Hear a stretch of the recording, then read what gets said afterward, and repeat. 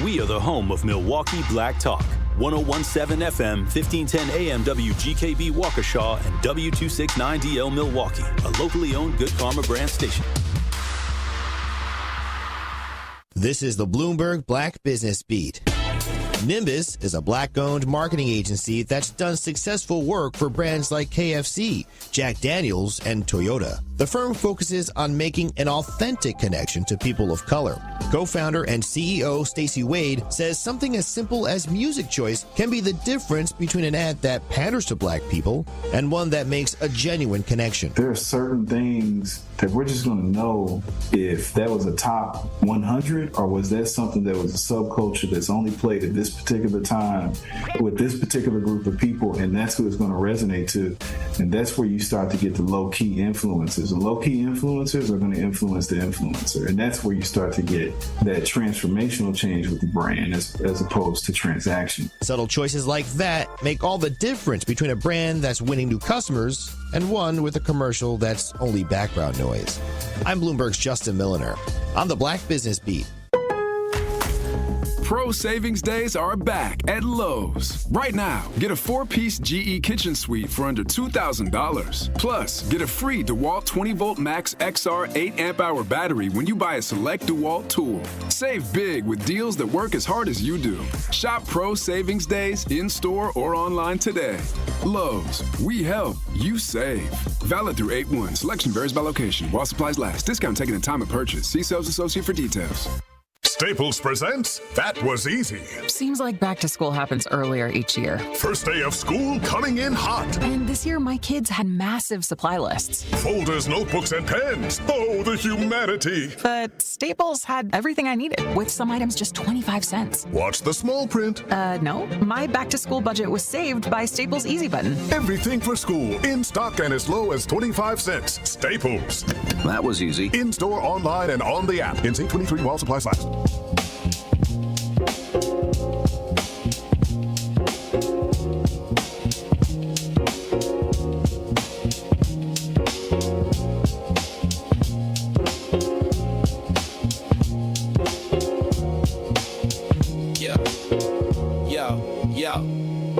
He steps to the mic with a boom, ping, ping.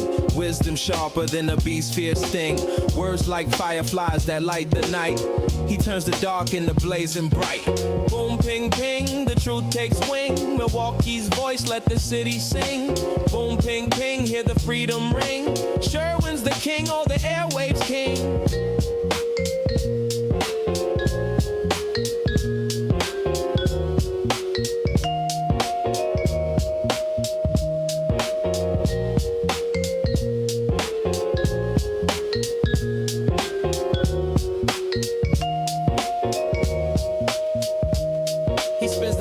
Shake the ground, unveils the truth where lies abound.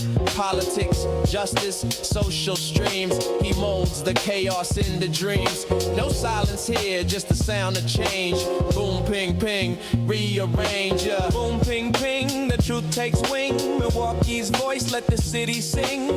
Boom, ping, ping, hear the freedom ring. Sherwin's the king, all the airwaves king. Through the static, through the noise, he amplifies the people's voice. Boom, ping, ping, like a heartbeat's call. He's got the wisdom to break down walls. Yeah.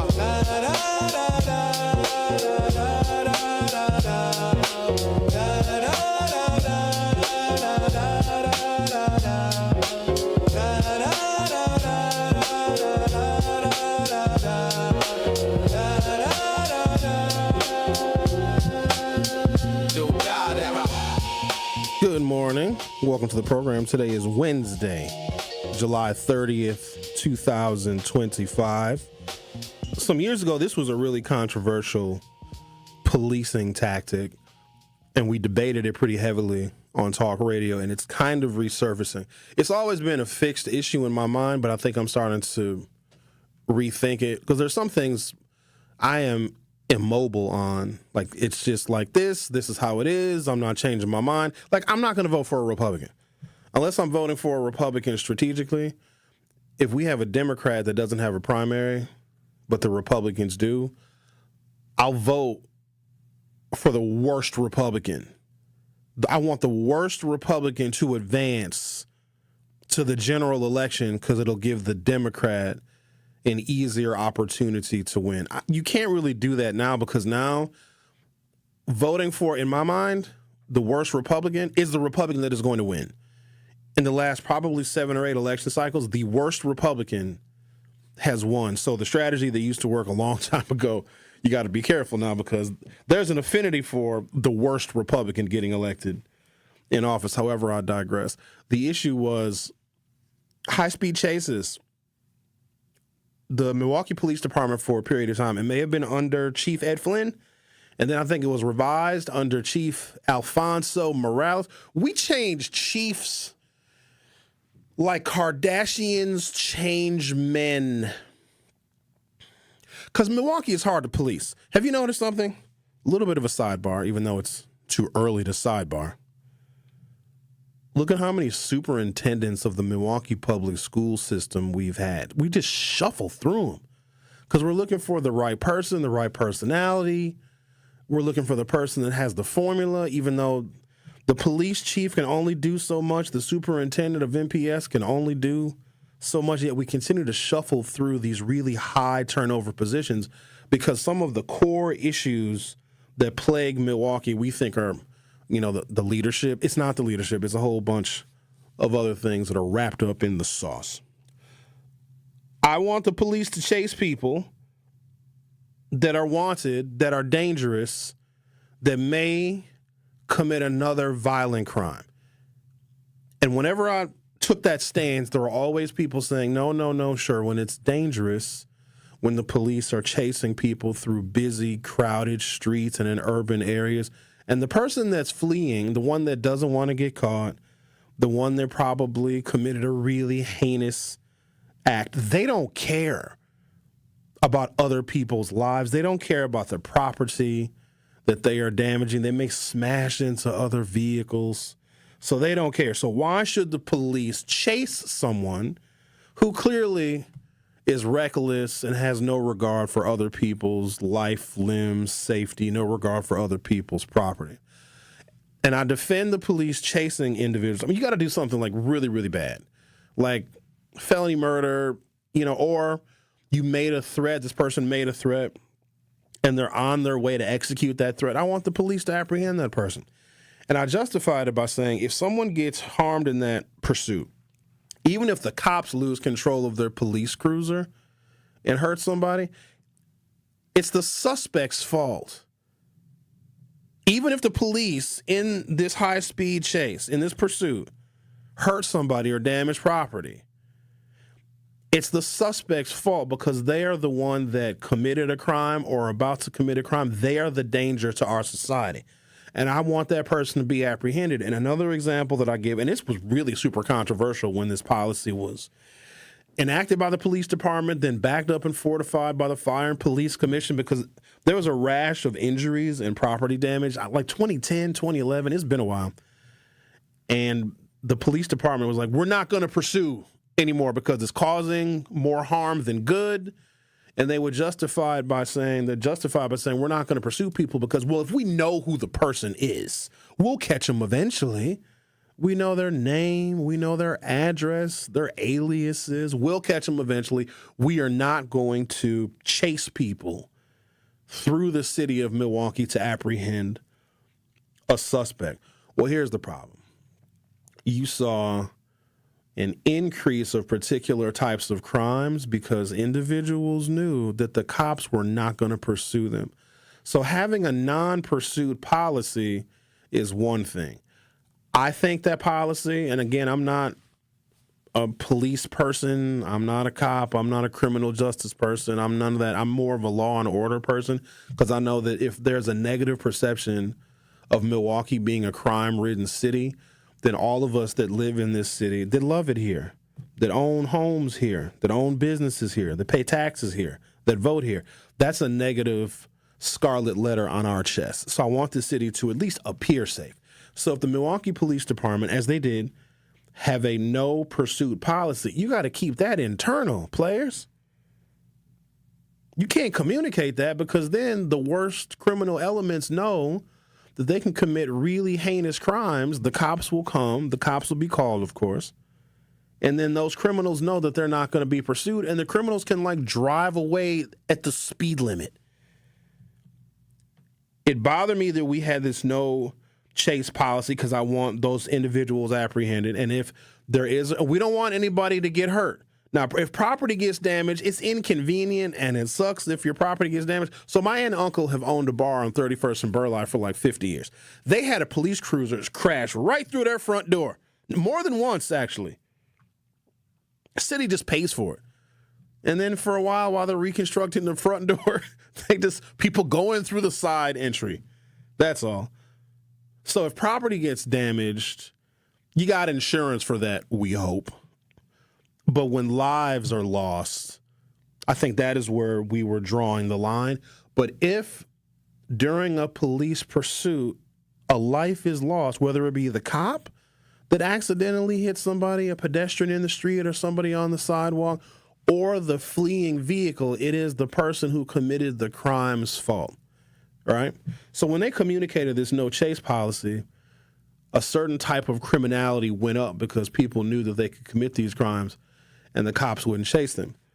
So last night or early this morning, we have the same situation again. This was on Brady Street near Brady and Humboldt.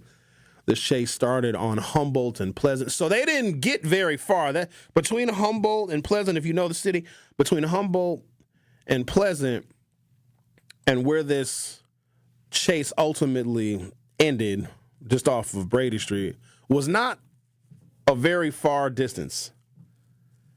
Humboldt Avenue and Brady Street is where the crash took place and someone was killed. There was a police pursuit. It was a short police pursuit, but if you know the Brady Street area is very, very crowded.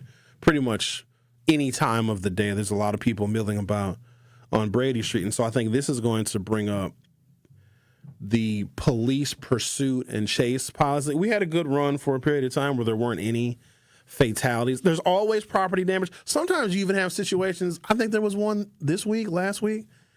There's so much stuff going on in this city, y'all. It's hard to keep track of it. Where two cop cars hit each other. That's unfortunate. That happens every now and again, too. Cops are on the radio probably pursuing a suspect, looking for somebody. I'm headed eastbound. I'm headed eastbound, too. I'm going westbound, turning left on North 33rd Street. I'm going through the alley. And then, oops, they hit each other because somebody gave somebody else the wrong direction or whatever. So it happens, and it's unfortunate. The reason why, I think the main reason why I am in favor of police pursuits, I might be coming off of that hill, though. It was a hill I was willing to die on. I don't know if I'm going to die on that hill. But my main reason was, if somebody is a danger and they're a threat, and they've already committed a crime, the police know who they are, they know the vehicle, and they're fleeing. Let's say they did something bad. I don't know, they robbed the bank and shot somebody in the butt, right? We got to go get this person because they've committed crimes. A lot of times these people are on their way to commit another crime, especially if they've threatened another person, right? So if somebody commits a crime, they're in their vehicle, they're fleeing that scene. And then they're on the phone with their baby mama saying, hey, baby mama, I'm coming to your house to kill you. You got to take that seriously. So you already have a reason to apprehend this person because they've already committed a crime, and now they're going to go on a killing spree. And when you have a non-pursuit policy, then that person can go and commit that additional crime, and the police are not going to pursue them. I am under the impression that if somebody is threatening to commit a crime, you have to apprehend them. You need to chase them to prevent them from committing the secondary crime or the crime that they are threatening to commit. Because let me tell you how the public is going to react. If they commit a crime, the police know the person they're looking for, they know the vehicle, and they're fleeing, and they're threatening to harm somebody else. Like, yeah, I just robbed a bank. Now I'm going to go kill somebody. And we know that they're on their way to this person's house to kill them. A non-pursuit policy allows that individual to make good on that threat because the cops didn't chase them. I would like to think that if they're being chased on their way to commit a homicide, the homicide probably wouldn't happen, right? Because the person who was threatening to commit that homicide If they stop at the person's house that they want to kill, well, the police will shoot them and apprehend them.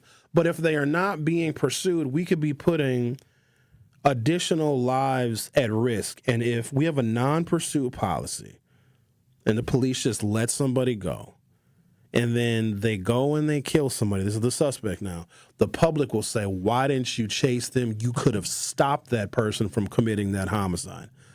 I'm going to take a break. When I come back, I'm going to talk about the situation that did lead to an innocent bystander being killed due to a Milwaukee police pursuit yesterday. Also want to give you guys a little bit of a history and some data and some facts on exactly how dangerous and deadly these pursuits are. Not to the suspect, not necessarily to the police, but to innocent bystanders. We'll talk about that on the other side. You're listening to The Truth with Sherwin Hughes on 101.7 FM. Don't go anywhere. I'll be right back. The Truth with Sherwin Hughes returns after this on 101.7 The Truth, The Truth app, and 101.7thetruth.com. From the biggest stars to the greatest moments, Behind the Bucks is Bucks history like you've never heard it before. It's all on Behind the Bucks on the Bucks Plus audio network. Behind the Bucks is presented by Gallagher, your trusted insurance broker and HR and benefits consultant. Available now on bucks.com/plus, the Bucks app, the new ESPN Wisconsin app, and wherever you get podcasts. I've got to share that I am also a beneficiary of the Old National Bank Empowerment Loan Program. So, Tracy, with that being said, what is the Empowerment Loan Program? Great. Well, the Empowerment Loan Program is a special purpose loan program that we launched 2 years ago. It has been a success. It was something, again, near and dear to the heart of not only our chairman and CEO, but just our organization as a whole. We work with contractors, consulting firms, retail food operations, daycares. In fact, so far, we've approved $50 million of loans to minority and women-owned businesses within a 2-year period. And for those that are now leaning more into this conversation, what's the best way to get in contact with you as part of their interest in the Empowerment Loan Program? I'm going to give you my cell phone number to the listeners. It's 414-687-7393. And if that doesn't work, feel free to reach me at my email, tracy.meeks@oldnational.com. Tracy Meeks, Senior Vice President, Community Lending Market Executive from Old National Bank. You are listening to The Truth with Sherwin Hughes on 101.7 The Truth, The Truth app, and 101.7thetruth.com.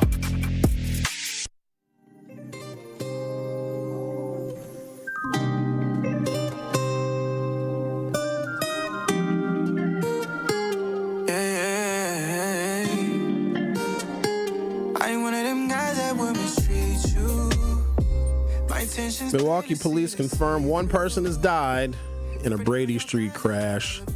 Driver was arrested, thankfully. I wish we could have a good,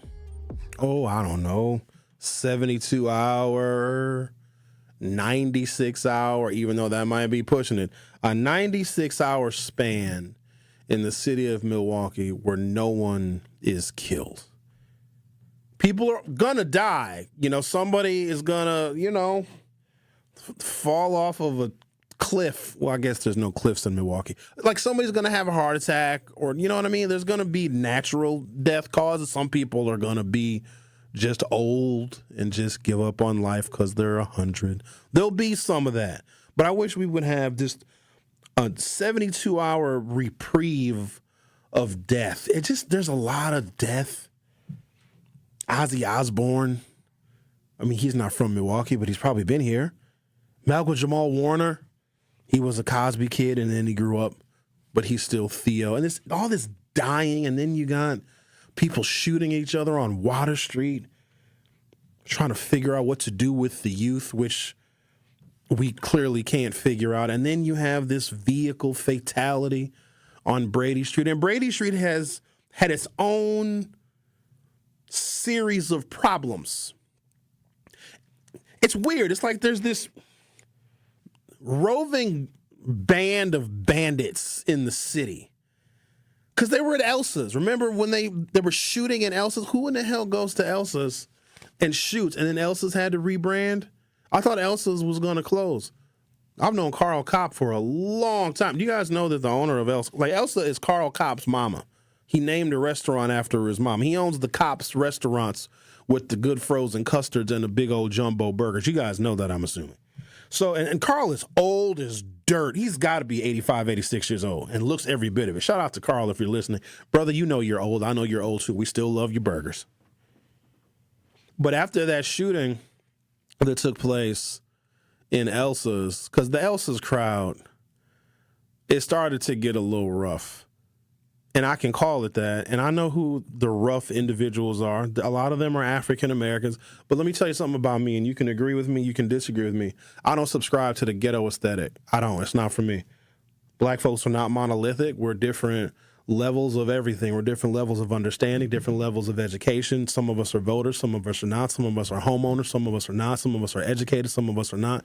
But I don't subscribe to something being ghetto, being authentically black. And it's weird because black folks are the only ones that cling to that low-brow, low-rent aesthetic as being real and keeping it real. You think white folks that make it cling to white trash in trailer parks? You think a white person that has become like a high elected official is like, yeah, I'm from the trailer park, son. They may remark on where they're from, but they don't still hold up the values of the place they escaped. We, for some reason, do. Asian people might have come from a family of people that worked in the rice fields, because apparently in some Asian countries, working in the rice fields is like working in the cotton fields in Southern America.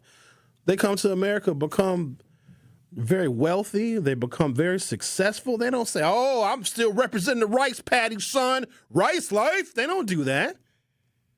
And so I speak out negatively about the ghetto aesthetic because that's not who and what black people are. But I know that this roving band of bandits, and I get why they do it, because if they are decent, quiet, law-abiding, and respectful, they think that's assimilation. So a lot of them want to draw the biggest distinction that they possibly can between themselves and genteel society, because they are the ones that associate sweet, kind, nice, appropriate, dressed appropriate, acting appropriate. They associate that with whiteness. I associate that stuff with blackness because that is who black people are. And so I always speak out against the ghetto aesthetic, and I also don't want people to think that when you come to Milwaukee, every black person you encounter is going to be that. And I got a taste of that. I'm going to get back to the story in a minute. Just let me rant. I got to get this out. I got to get this out while it's clear in my mind and I can articulate it.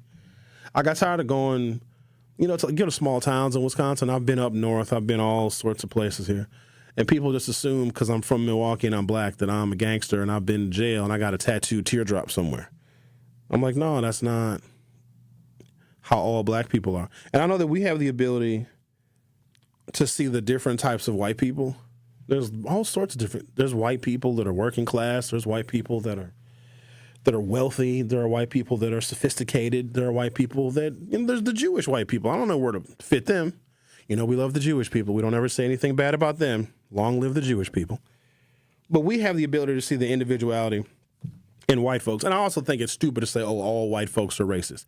To an extent, they all are, but their levels of racism vary dramatically. There's some white folks that don't want to be around the same Latino folks that we don't want to be around. And there's some white folks that don't want to be around the same black folks that we run from, too. So it's hard for us to call them racist because they have the same reasons for not wanting to be around the same black folks that we don't want to be around. Just want to make that clear, that there's a cohort of people in this city. And I think I talked about this, I don't know, last week. All the days are running together. 1% of the people are committing 63% of the violent crimes. It's a really small number, but the problem is when one of these crimes is committed and you know the demographics of the person, it'll get editorialized on the news. They'll talk about it on social media, and it'll get shared and shared 1,000,001 times. And it seems like, especially if these events are happening consistently, but it's a small number of people that are committing the worst of the worst crimes. And I think that we scramble and we struggle to try and figure out, how do you stifle 1% of the people that are causing better than half, really 2/3 of all the violent crime, without disrupting or interrupting the other 99% of people that don't want to have anything to do with committing any kind of infraction? That's the tough part, because what happens is the 99% of people that are decent, hardworking, honest, law-abiding, they're nice people, they are now impacted by whatever new rules and whatever new regulations we have to come up with to stifle this stupid 1%. So this roving band of bandits, I call them wildebeests. They twerk on cars from another planet, and they are the ones that we are the most concerned about. Also, Milwaukee is a majority-minority city. Whenever you say that, people think, oh, there's a bunch of black people there. True, there is.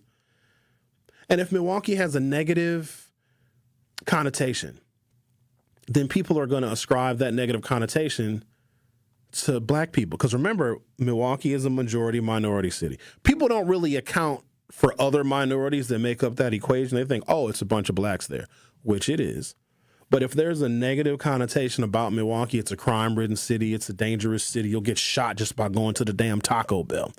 That makes African Americans look bad. Let me do you one better. African Americans vote for Democrats. So that also is a dark stain, pun intended, on the Democratic Party. Because wait, you got a majority-minority city, black people, and black people vote for majority Democrats. So now the Democrats are associated with the majority-minority city, the quote-unquote sanctuary cities, and cities that have large numbers of African Americans. So if there's a lot of crime in the city of Milwaukee, and it is communicated as such, it makes us look bad. And if it makes us look bad here in this city, and we know that white folks can cause just as much havoc and mayhem as black people do, but for some reason we take the blame. Whenever you label a city minority, majority, or majority-minority, white people get off the hook. So they can say, oh, no, we're not the majority in that city, but they still control the prominent resources. They still control the criminal justice system, the schools. They still make the most money. They own the most homes. They own the most properties. They own the most rental properties. But they can shirk responsibility for the poor performance of that city. Because a lot of times when it's quote-unquote majority-minority, white folks just walk away from being at the solutions table. They make their money and they go out to Waukesha. Milwaukee police confirmed that a police pursuit led to a crash that killed one person on Brady Street. The driver of the fleeing vehicle, a 22-year-old, was arrested and taken to the hospital for non-life-threatening injuries. The passenger of the vehicle that was struck was taken to the hospital for non-life-threatening injuries. The driver of that vehicle died at the hospital. You know how tragic that is? Somebody is out minding their business. You got a police pursuit. The driver of that vehicle, innocent person, wasn't involved at all in the crime or in the police pursuit. The driver gets killed and then the passenger gets injured. Imagine being that passenger. And so I'm bringing this up because I want to maybe potentially revise my long-held beliefs on police chases. I want that person apprehended as quickly as possible if they committed a crime and if there's a likelihood they're going to commit another crime, or if they are threatening to go commit a crime, if they're on their way, if they're making it known, if a victim is calling 911 saying, hey, XYZ just told me they're on their way to my house and they're going to kill me, I want that person stopped. Because if we don't pursue these suspects and then they go on to commit additional crimes, like I want to stop a crime spree. And if we don't have a police pursuit policy, then someone is allowed to spree.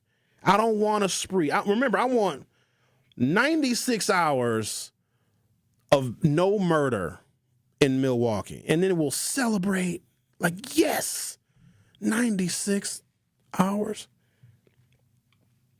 That's why I call them 57s. Y'all know what a 57 is? And I ain't talking about the ketchup. 57 is a you hang out from 5 to 7. I got a happy hour. That's a 57. Hey man, you want a 57? Yeah, I'm 57 with you. Because after that, it starts to get late, and the roving band of bandits, the wildebeest, they arise from their slumbers. All right, I'm gonna take a break. Come back. I want to give you guys some details on how dangerous these pursuits are. But if the police pursue these vehicles, and if we have a policy that allows the police to pursue it, now if somebody, you know what I mean, if it's a little misdemeanor, don't chase them. But if they just shot up a school, well, go get them. Go chase them. And we don't want anyone to get hurt. First and foremost, no one. Except for the person that committed the crime. Screw them. But if property gets damaged, your insurance, hopefully, if you have it, will cover it. Or if the police damage your property in a pursuit, they pay you. They do pay you. I have firsthand account and knowledge of that just because of members of my own family that own an establishment that has been hit by police cruisers at least twice that I can remember. All right, take a break, come back, we'll do some statistics, and we'll also grab a telephone call as well. Our phone number is 833-212-1017, 833-212-1017. Do you all think that the police in Milwaukee should have a pursuit policy? Why or why not? Don't go anywhere. The Truth with Sherwin Hughes. We'll be right back. The Truth with Sherwin Hughes returns after this on 1017 The Truth app, and 1017thetruth.com. Black Arts Fest MKE is back Saturday, August 2nd on the Summerfest grounds from noon to 10 p.m. Celebrate Black culture with R&B legends Carl Thomas, Kevin Ross, and Star Red with a Corvette car showcase, Buffalo Soldier horse ride, and a full food truck village along with the return of the dynamic Divine 9-Day Party. General admission is only $30. Kids 7 and under are free. And if you're one of the first 100 guests to sign the Peace Pledge between 12 and 1 p.m., you get in free too, courtesy of New Pitts Mortuary. See you at Black Arts Fest MKE. Ride the wave to clean at Tsunami Express Car Wash, Milwaukee's fan favorite for a winning shine. Become a monthly member and enjoy unlimited washes for less than $1 per day. Plus, skip the wait in the fast lane and enjoy unbeatable amenities like free vacuums and tire air. Visit any of their convenient locations in Midtown Milwaukee, Waukesha, Greenfield, Oak Creek, and Mount Pleasant. Tsunami Express Car Wash. Wash, chill, repeat. Learn more at tsunamiexpress.com.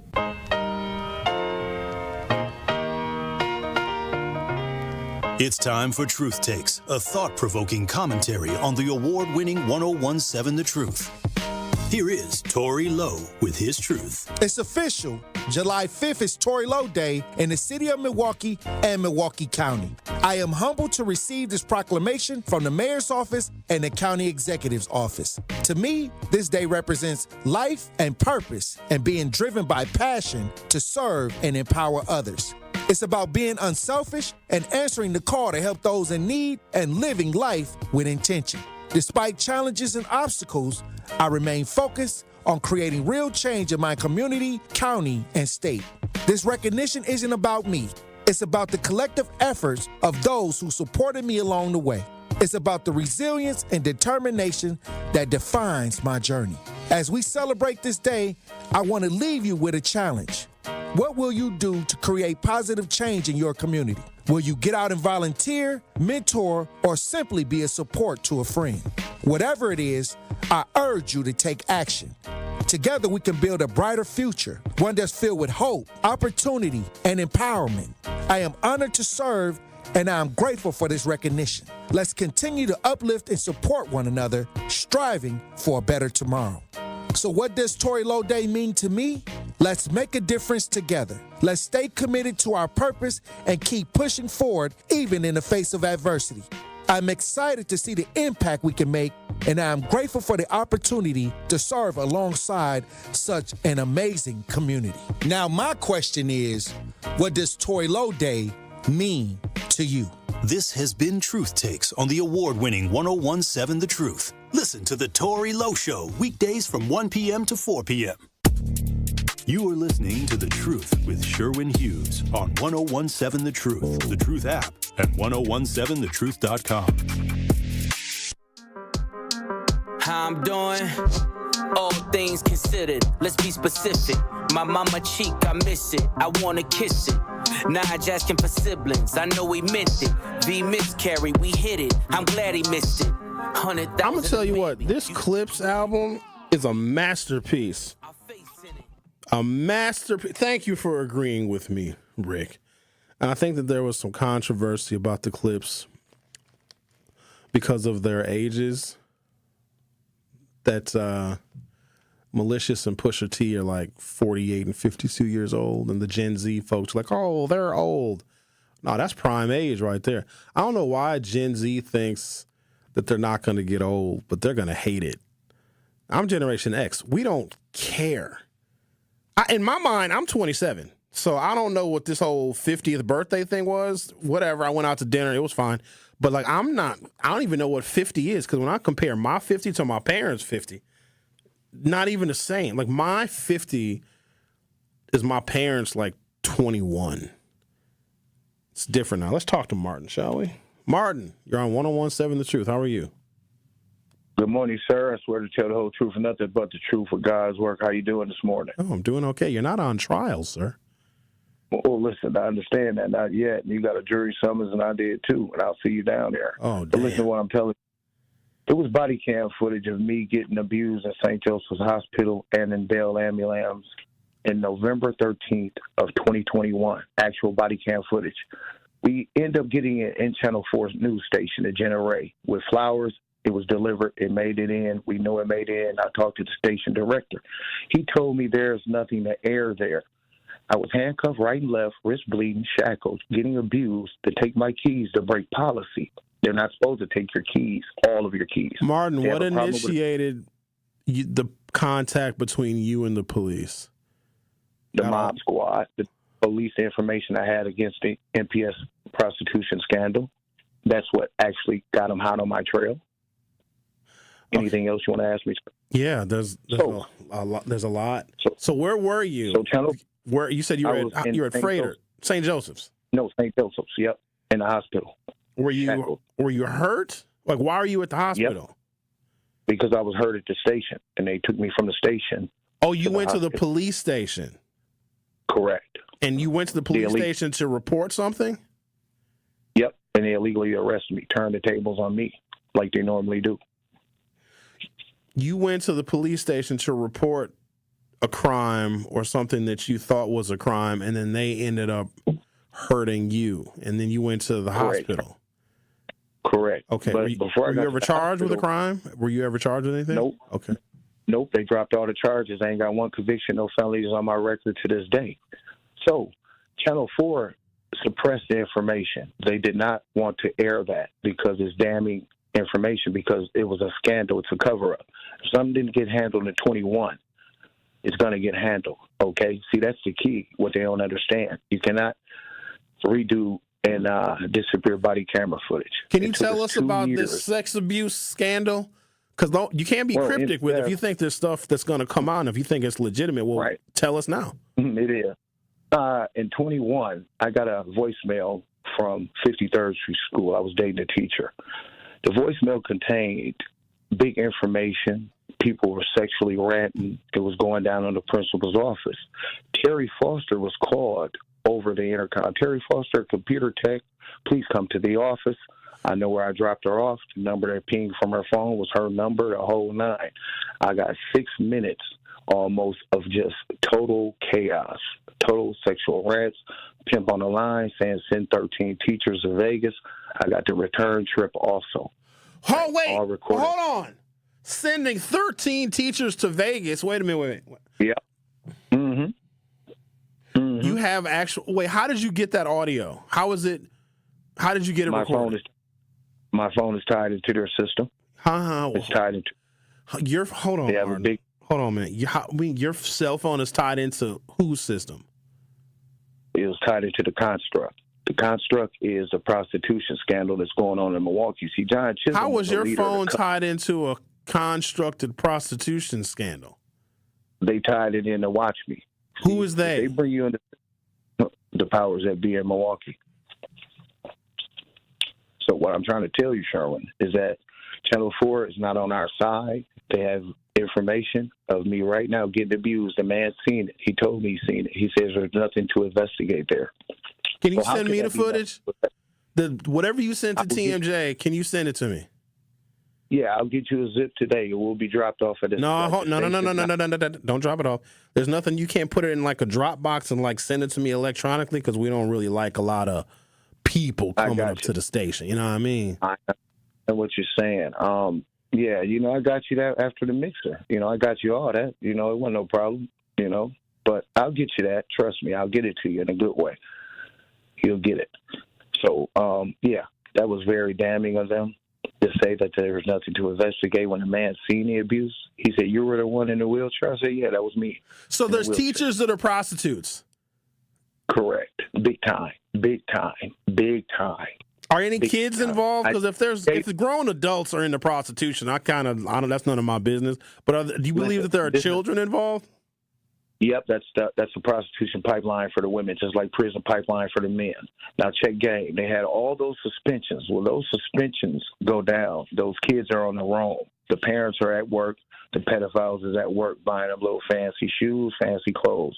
It's been a numerous amounts of kids that has gotten pregnant by security guards, NPS. Back in 91, security guard got a young lady pregnant at Vincent down in that woodshop corridor, right, where there wasn't no cameras at. She had a baby. That kid is 34 years old now, though. That's a grown adult. Exactly.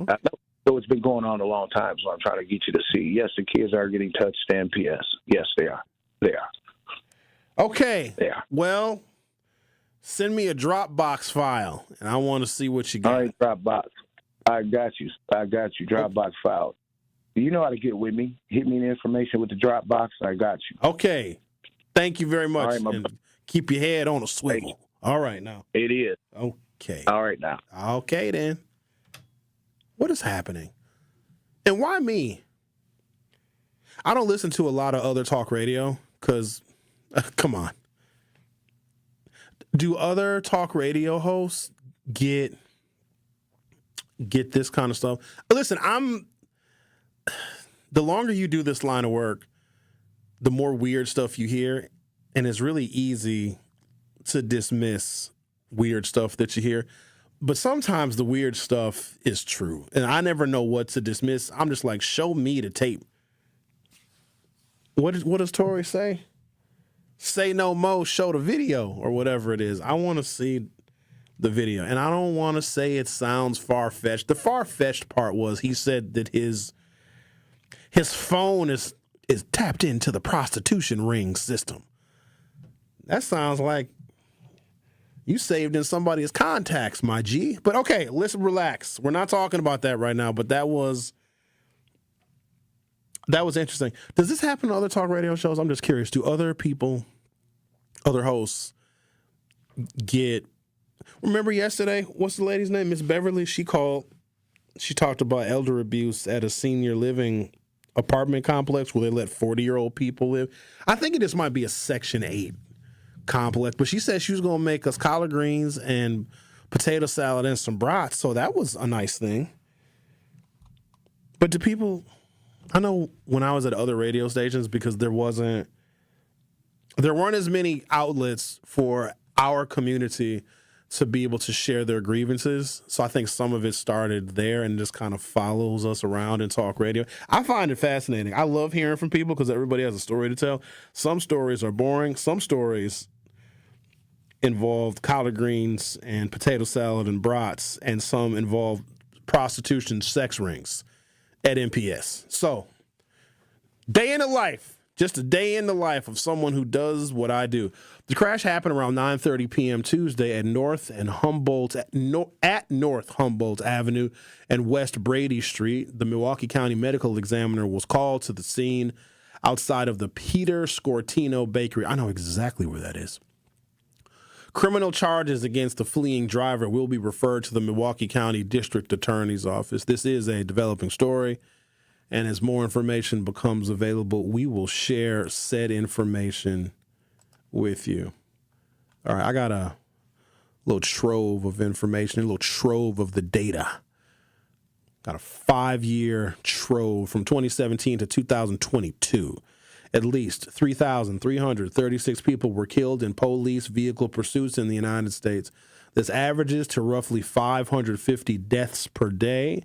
Notably, the majority of those killed are not the fleeing drivers.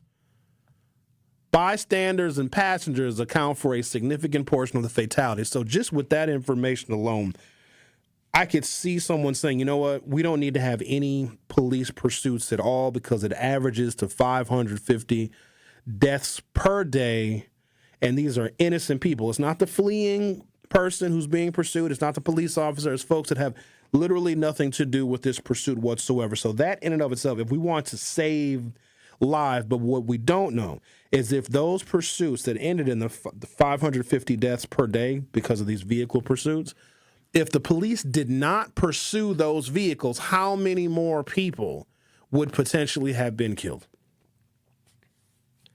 For example, at least 551 bystanders died in chases over 6 years. The data also shows that half of the 11,500 people killed in police chases since 1979 have been bystanders or passengers, not the suspects themselves. The annual average is about 329 deaths per year from 1979 to 2013, with the number of chase-related deaths 2013, 322, being higher than 1990 at 317. So as time goes on, the deaths of innocent bystanders is going up. I'm going to pause there, come back, and continue on the other side. The Truth with Sherwin Hughes will be back shortly. The Truth with Sherwin Hughes returns after this on 1017 The Truth, The Truth app, and 1017thetruth.com. Truth Nation! The Wisconsin State Fair is back. This year's State Fair runs from July 31st to August 10th. You know how it goes down at the State Fair. Whether it's the delicious food, fun rides, the competitions, or the music, there's always something for the entire family. And the Truth wants you to enjoy the whole experience, which is why we will be giving away a pair of tickets on both Truth to Power and Jamming with Juice. So make sure to listen for your chance to win tickets so you don't miss your chance to enjoy the Wisconsin State Fair, courtesy of the award-winning 1017 The Truth. It's 1017 The Truth's Dr. Ken Harris for Pella Windows and Doors of Wisconsin. For windows with the strongest resilience, you need the Pella Experience. The Pella Experience Center in Brookfield lets you see, feel, open, close, and compare dozens of windows and door options from 7 different Pella lines side by side. A friendly expert can go over Pella's endless possibilities for all price ranges, from colors to hardware to custom designs, ensuring you get the best possible look for your home. Pella truly believes that quality windows and doors don't have to be expensive. With a range of affordable options and products assembled in the U.S., you get the look you want at a price you can afford. Stop by soon, because if you order by July 31st, you can get 0% interest for up to 5 years. Certain restrictions apply. Visit the Pella Experience Center in Brookfield. It's off Blue Mound Road, kitty corner to Cops, or schedule your free in-home consultation today at PellaWI.com. Ready to buy your first house, move into your forever home, or simply refinance? At Associated Bank, they've got you. With the right lending plan and guidance, you can achieve your dreams. Your financial goals are closer than you think, and Associated Bank is excited to help you reach them. Learn more at associatedbank.com/lending or ask a banker for details. Subject to credit approval, member FDIC, equal housing lender. Hi, Drew and Jonathan Scott here. American Family Insurance can help protect your dream home for whatever comes next. You can live in your own oasis or your own clubhouse. Whatever you choose, get the right coverage. Save up to 23% by bundling home and auto. Life's better when you're under American Family's roof. Insure carefully, dream fearlessly. Get a quote and find an agent at amfam.com. Visit amfam.com to learn how discounts may apply to you. Products not available in every state. American Family Mutual Insurance Company, SI and its operating companies. 6000 American Parkway, Madison, Wisconsin. When you're high, you feel different. Pretty obvious, right? You think different, talk different, but if you feel different, you drive different. So if you're high, just don't drive. Brought to you by NHTSA and the Ad Council. Happy kids heal faster, and that's why Starlight is dedicated to improving the mental well-being of sick kids across the U.S. Learn how at starlight.org. Truck crash? Call Gruber offices. One call, that's all. You are listening to The Truth with Sherwin Hughes on 1017 The Truth, The Truth app, and 1017thetruth.com. Whoa, whoa, whoa, yeah, yeah, yeah. Whoa, whoa, whoa, yeah, yeah, yeah, yeah. Ooh, ooh, ooh. When I first saw you, baby, I wanted you down. All right, so we're seeing that fatalities are on the rise when it comes to vehicle pursuits. But here's the thing. I want the person taken off the street. And if somebody gets hurt, then you charge that person that's fleeing with the homicide of anyone who gets killed. Because it's their fault. Because had they not sped off and gave chase, all of the things that happen as a result of that chase is the fault and the negligence of the one who fled. JD had asked about Standard Operating Procedure 660, which is or was a Milwaukee Police Department a code or operating procedure of what gives the police the ability and the authority to chase. So if these conditions are met, this is what the standard operating procedure is to effectuate a chase. It says Milwaukee Police Department Standard Operating Procedure 660 covers, and I quote, vehicle pursuits and emergency vehicle operations. The most recent update last June of 2024, narrows the conditions under which officers can pursue vehicles, especially in cases involving suspected mobile drug dealers. Pursuit is now only allowed if the observed drug dealing is directly related to a substantive or long-term drug investigation, and only when a suspect flees recklessly after an attempted stop or refusal to stop.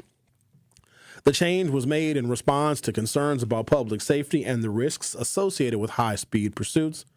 The policy evolved over time. It was highly restrictive after 2010. That must have been when Ed Flynn put in the restrictions.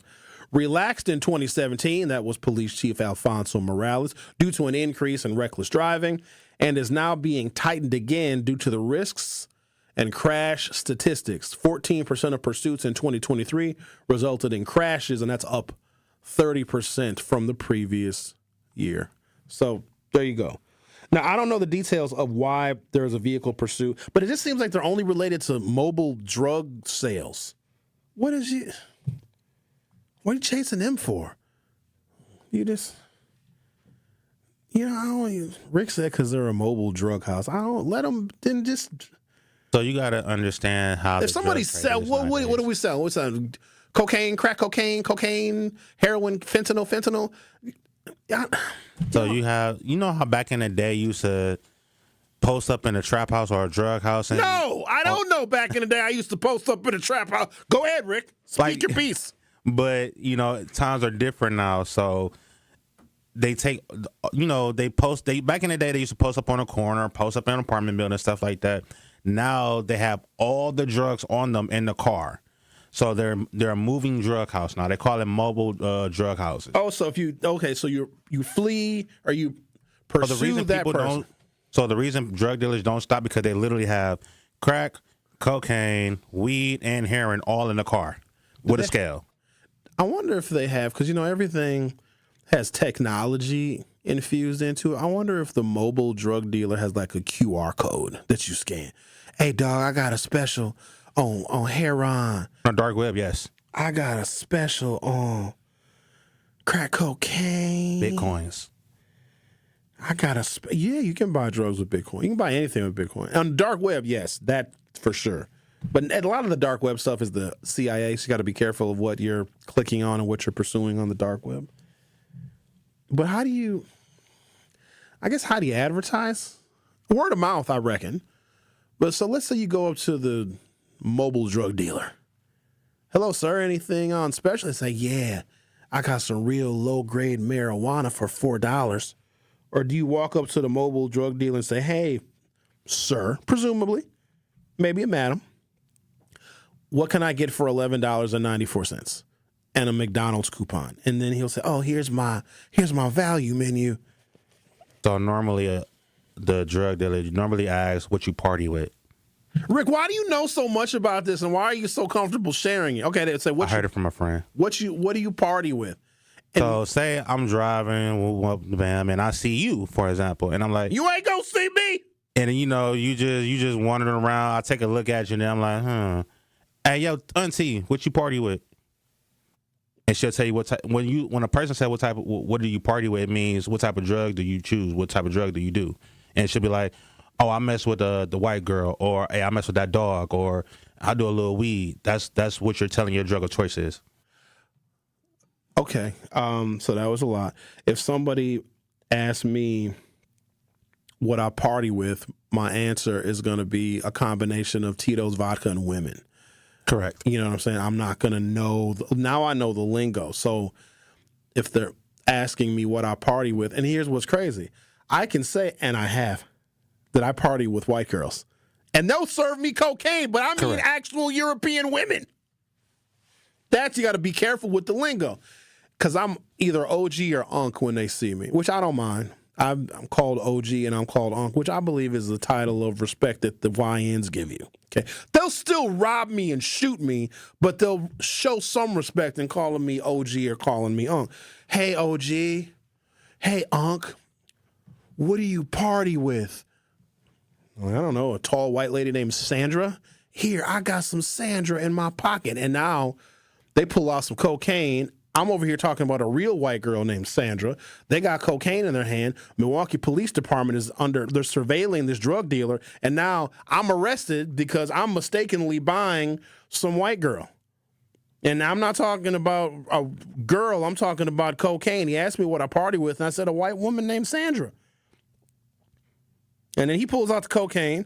The police are right there because the police are surveilling the drug dealer, not Sherwin on the news. Let me tell you something. If they arrest me, if y'all see me on the news, I did not do it. I was set up. That's how that goes. Criminal charges against the fleeing driver will be referred to the Milwaukee County District Attorney's Office. This is a developing story. As more information becomes available, we will certainly share it with you. You are listening to The Truth with Sherwin Hughes on 101.7 FM. If you haven't done so already, join us on YouTube. Go to youtube.com or open up your YouTube app from your smartphone or other mobile device. Search 101.7 The Truth and hit subscribe. I'll be back for hour 2. The Truth with Sherwin Hughes returns after this on 101.7 The Truth, The Truth app, and 101.7thetruth.com. Truth Nation, please join us at our 3rd annual Truth Family Fest on Saturday, August 23rd from 11 a.m. to 3 p.m. at Riverside University High School. Admission to Truth Family Fest is absolutely free and a great place to have fun and celebrate with family and friends while also enjoying some great music and amazing food.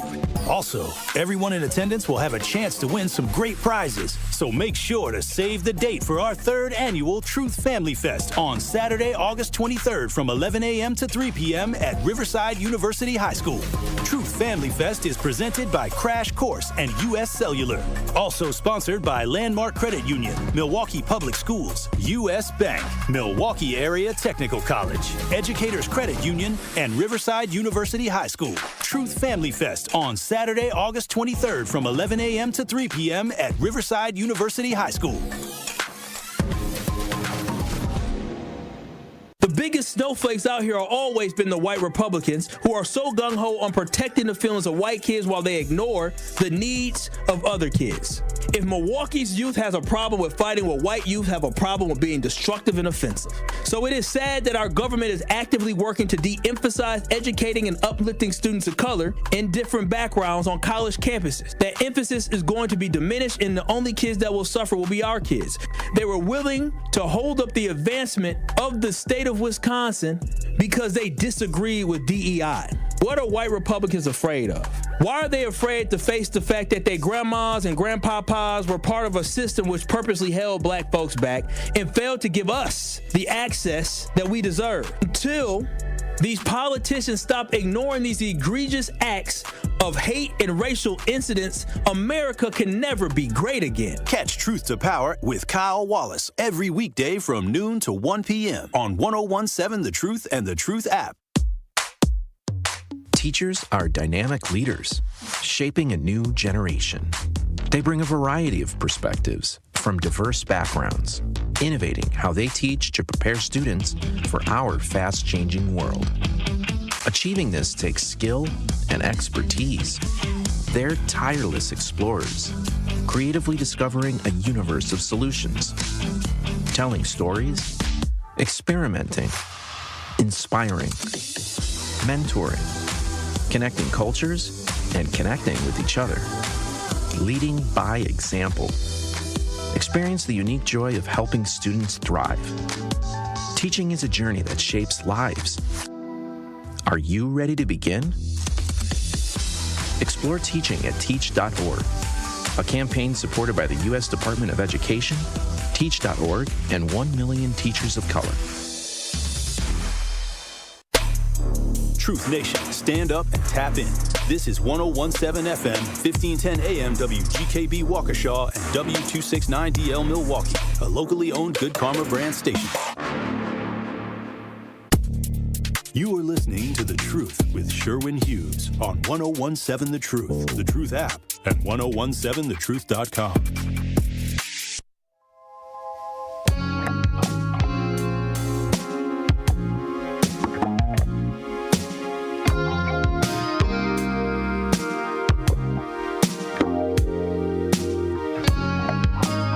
Welcome to Hour 2 of The Truth with Sherwin Hughes.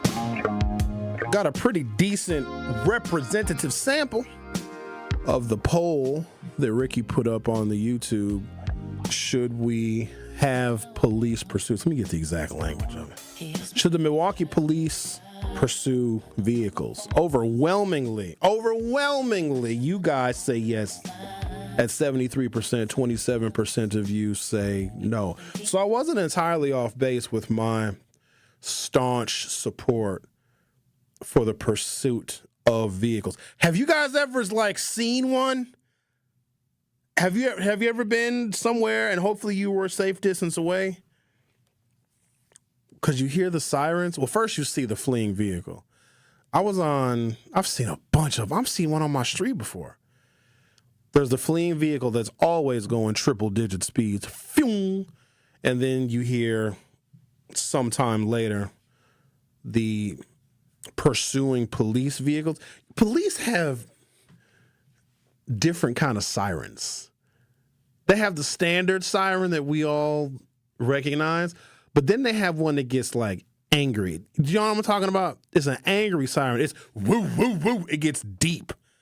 There's that one, but then there's woo, woo, woo, woo, woo. I know you know what I'm talking about, Rick. It's a couple of different police sirens. One is when you hear that one, it's oh, your black ass is going to get shot when I catch you.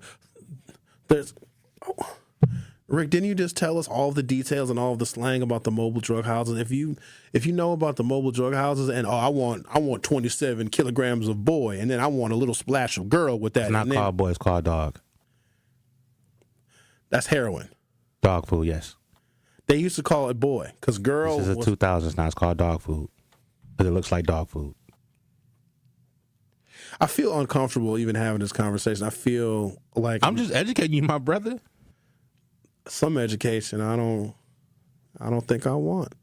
I just like to go out and have a good time, with or without white girl. Not cocaine.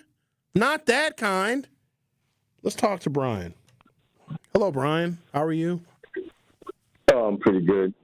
Oh. I think they should pursue, but I think they need to pursue in a tactical form. I mean, I've seen cops when they're chasing, you see 5 or 6 squad cars behind one car. I think there needs to be where they, some running it like a tactical operation where you have someone else in front of the car cutting him off instead of all the cars lined up chasing. You know what I mean? That's what I've seen. How can you get somebody in front of a vehicle, Brian, when that vehicle can turn left, can turn right, can go in on the freeway, off the freeway, can turn down an alley? And if there's a vehicle in front of, if I'm being chased and there's a vehicle in front of me, then all I got to do is hit the damn brakes and make a right turn or a left turn, and the vehicle that's in front of me is now going the wrong direction compared to where I'm going. The other thing is you need several vehicles because in the event that they stop the vehicle, if they have to use the pit maneuver, one of those squad cars is going to get crashed. You're going to need several other officers so they can have their service weapons aimed at the suspects, and you're going to need people there to apprehend the suspects, however many suspects there are. So you probably do need that 5 or 6 vehicles that you see because that is a tactical way to deal with it. Yeah. Also, one of the biggest mobile drug markets, I mean, it's probably going to be embarrassing, but right there on 49th in Lisbon, there's a police station. Yeah. Right across the street from the police station, there's a 24-hour gas station. Yeah. I think it's called Clark. that has, since COVID, that has been the biggest open car door drug market in the city of Milwaukee. How do you know that, Brian? hours. How do you know? I've seen it. I've seen it since COVID. They've been sitting there in their nice cars, the Audis, BMWs, or whatever. Okay. And selling drugs out of their car doors. How do you know it's drugs? What if they're just passing breast milk or something? You don't know if it's. You've seen actual drugs. I've seen hand to hand. Yeah, I've seen hand to hand. Did you call the police? No, why of course not. Obviously, they're allowing it. It's probably something that's tolerated. It's been tolerated since COVID, and it hasn't stopped to this day. I normally don't get down in Milwaukee like that, but when I do, at night, sometimes it's like that, the same kind of cars are parked in that area. Where do you live, Brian? And there's no reason somebody in a nice car is going to be parked at that Clark gas station that time of night, 2, 3 o'clock in the morning. Where do you live so I can judge you? Where do you live, man? Off of Sanctuary. Huh? What's that? Off of Sanctuary. What city do you live in, man? What county? What suburb? It's Milwaukee, but it's like right next to Menominee Falls. You know, like 112. Between 112th and 130th and Mill Road. Hold on, man. You live in the wild 100s? You ain't got to go to 49th and Elizabeth to see no drug market, man. You hear more gunshots than us. You know, Wild 100 isn't what Wild 100 used to be, but I'm off of Sanctuary. So one of them little side streets. Oh, okay. It's still rough over there, too, now. All right, then. Oh, no, it's beautiful in our neighborhood. Oh, I'm sure it's beautiful. All right, then. There's nothing but mansions out here. I wouldn't go that damn far. But all right, well, thank you, Brian, for sharing that bit of information with us. We appreciate you educating the public. Hopefully the police are listening. Oh, I guarantee they are. Yeah, they are. Okay, then. All right, now, Brian. All right. Okay, bye-bye. All right, then. Year-by-year fatality data from Milwaukee police chases. It's not published in a single official public data set, but the following summary is based on available news, public records, and investigative reporting. 2010, 4 bystanders were killed in a 3-month span during police chases. This led to a major police policy change restricting pursuits and 2 violent felonies only. And that came from the USA Today and Wisconsin Public Radio. Between the years of 2011 and 2017, oh, this is good news, no widely reported fatal police chase incidents in Milwaukee. The restrictive policy was in effect, and the city saw a significant drop in pursuit-related deaths. Hang on. So in 2010, they restricted police chases to only violent felonies, and when they did that, bystanders and others being killed was basically eliminated. It was down to 0 for a 6-year span, 7-year span, 2011 to 2017. 2018, Officer Charles Irvine Jr., may he rest in peace, died June 2018 when his squad car rolled over during a pursuit of a reckless driver. This was the first Milwaukee police officer killed in the line of duty in 22 years. And wouldn't it be a damn reckless driving case that took the life of that officer? I don't know how I feel about that. Chasing the reckless drivers, because they clearly have no regard for property, for life, and for limb. That's just, and we put in the traffic calming measures, which I'd like to ask you guys about. I don't know if we're going to do it today, but with all of the bump outs they've done and narrowing lanes, and sometimes they'll use those little plastic, I don't know what you call those things, have names. They're not cones, like these little plastic things that stick up and they, move the curbs out. Do you think that any of that has reduced reckless driving? I know we talk about it less. 2020, 2021, 2022, it was everything that we talked about. Like several days a week, somebody would bring up another reckless driving incident. I know that I'm seeing people run red lights less. Now, that also can change when I leave the radio station today. It's just so sporadic whenever you witness the reckless driving. But I think it did used to be more frequent. Like there was a certain intersection where somebody was always running that light. 60th and Capitol was one of them. That crazy, crazy intersection, which is a death sentence in and of itself, It's where 60th Street crosses Lisbon, crosses Center, but then a half a block east, you've got that intersection of Appleton and Center. That whole thing, because you got those diagonal streets, you see. And I don't know what it is about it's two things that confuse people that are driving in this city. Diagonal streets, where you sometimes have to make a really hard right turn or a very hard left turn, that screws people up. And also, there's this other sign. That's why we need higher levels of literacy coming out of MPS. Let me go ahead and share this with you, and hopefully I can save a life. Don't turn on red. Don't turn on red. Don't risk it. Don't chance it. Don't do it. Especially if you are at one of those diagonal intersections, especially the one that is Lisbon Center and 60th Street. That intersection is a pure cluster fudge. I almost said it. I'll say it. What everybody else cusses, I can't cuss. Everybody else does. Y'all be cussing on. People be cussing at me. I can't cuss back. Yeah, okay. You cussing me, catch me out here in these streets. I'll give you a mouthful. Pause. Let's talk to... Hi, Alan. Hi, Sherwin. How are you? I'm good. How are you? I'm all right. I'm driving down, what is this, Good Hope, going east, going over there, because they closed up Kroger's over by our home over here on Silver Spring. You know, we got to go out of our way. They inconvenienced me. Who was we? So I'm listening to you said we have to go out of our way. Who was we? All the people in the neighborhood used to go shopping. There ain't no store by us except all these. You got all these, and you got the Save-A-Lot. You don't really want to buy Save-A-Lot meat, I don't think. When you said Save-A-Lot, we, you go there. I thought you were talking about your wife. Is your wife with you right now? Is Ty in the car with you? No, she's not with me. She's over at work. She got to work 4 more years. She's younger than me. She can retire. You got money, though, Alan. She can retire now. You got enough money to support the both of you. Well, she got more than enough to support her. She does pretty well. But the thing I was going to tell you about is I was listening to the guy before that came out, and I caught you mid-conversation. He was talking about watching the people pitch dope. I mean, that's what they do. They sit at, by us, they got a Mercedes. They got to sit there down on the corner, and they do their thing. And you don't know. Obviously, you don't know what they're doing, but they're moving the drugs. The only thing I do is if they're in front of my house, I go out. They got to move.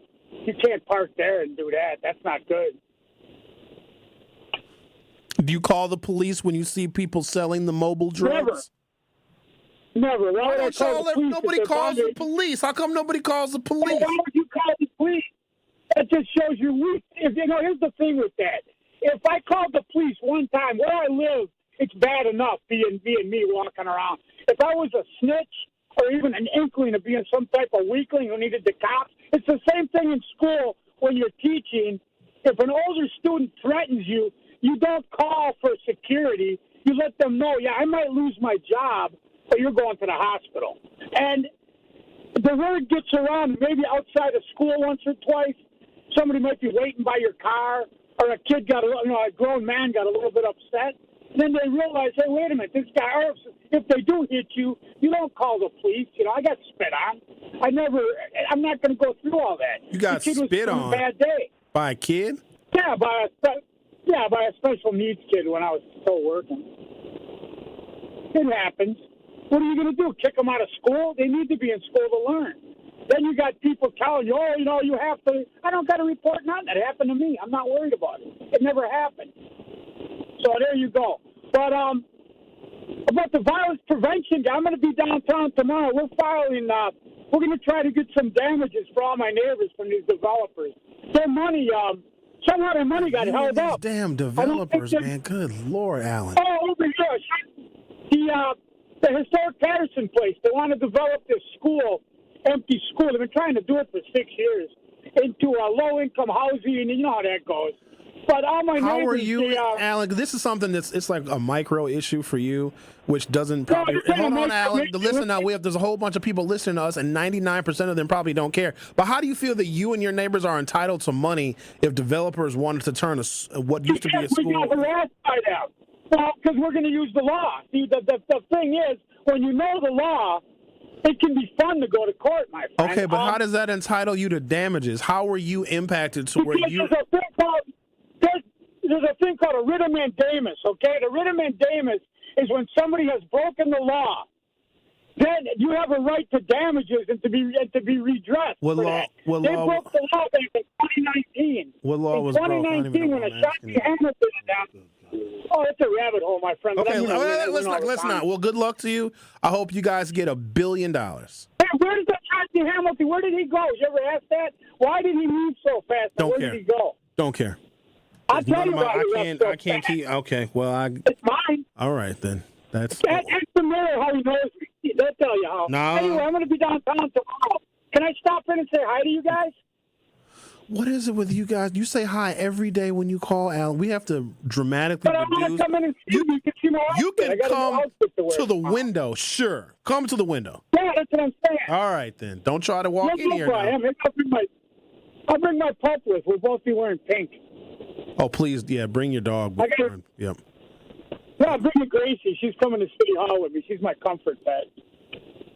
Interesting. A rough, tough All right, guy buddy. like you, former inmate's got a comfort pet. Thank you, Alan. Appreciate your call. What is happening today? You know what I should do from this point forward? So the show starts at roughly, what time the show started, Rick? Like 9:03 or something, 9:04. I'm going to get here at 9:01 and then just sit here and just let y'all call with information about a MPS teacher sex scandal where a listener of this program's phone is tapped in to the MPS prostitution ring. Alan can keep us pretty much abreast on literally everything in his corner of the world, whether it be a Culver's closing, which I know is a tragedy for some people, or a developer that caused harm, and then something Ashanti Hamilton. Now, I didn't tell Alan this, but I just saw Ashanti at a birthday party like 2, maybe 3 weekends ago. Ashanti's living life. He's doing good. I don't know what he's doing now professionally. I don't care, nor do I need to inquire as to why Ashanti Hamilton left the Office of Violence Prevention. I know that upon his exodus, they changed the name to the Office of Community Wellness and Safety because there was something about the name of a government office called the Office of Violence Prevention that existed in a city that was seeing an uptick in violence, so that didn't really match. So they changed the name to Office of Community Wellness and Safety. But as far as why Ashanti Hamilton left or why anybody left, don't care. Got too many other things to worry about. And even if I did find out why he left or why other officials left, how is that going to resolve the issues that we have right now? How's that going to make more of y'all vote in 2026? How is that going to release the Jeffrey Epstein files if I'm inquiring about why somebody left a position? Don't care. Don't care.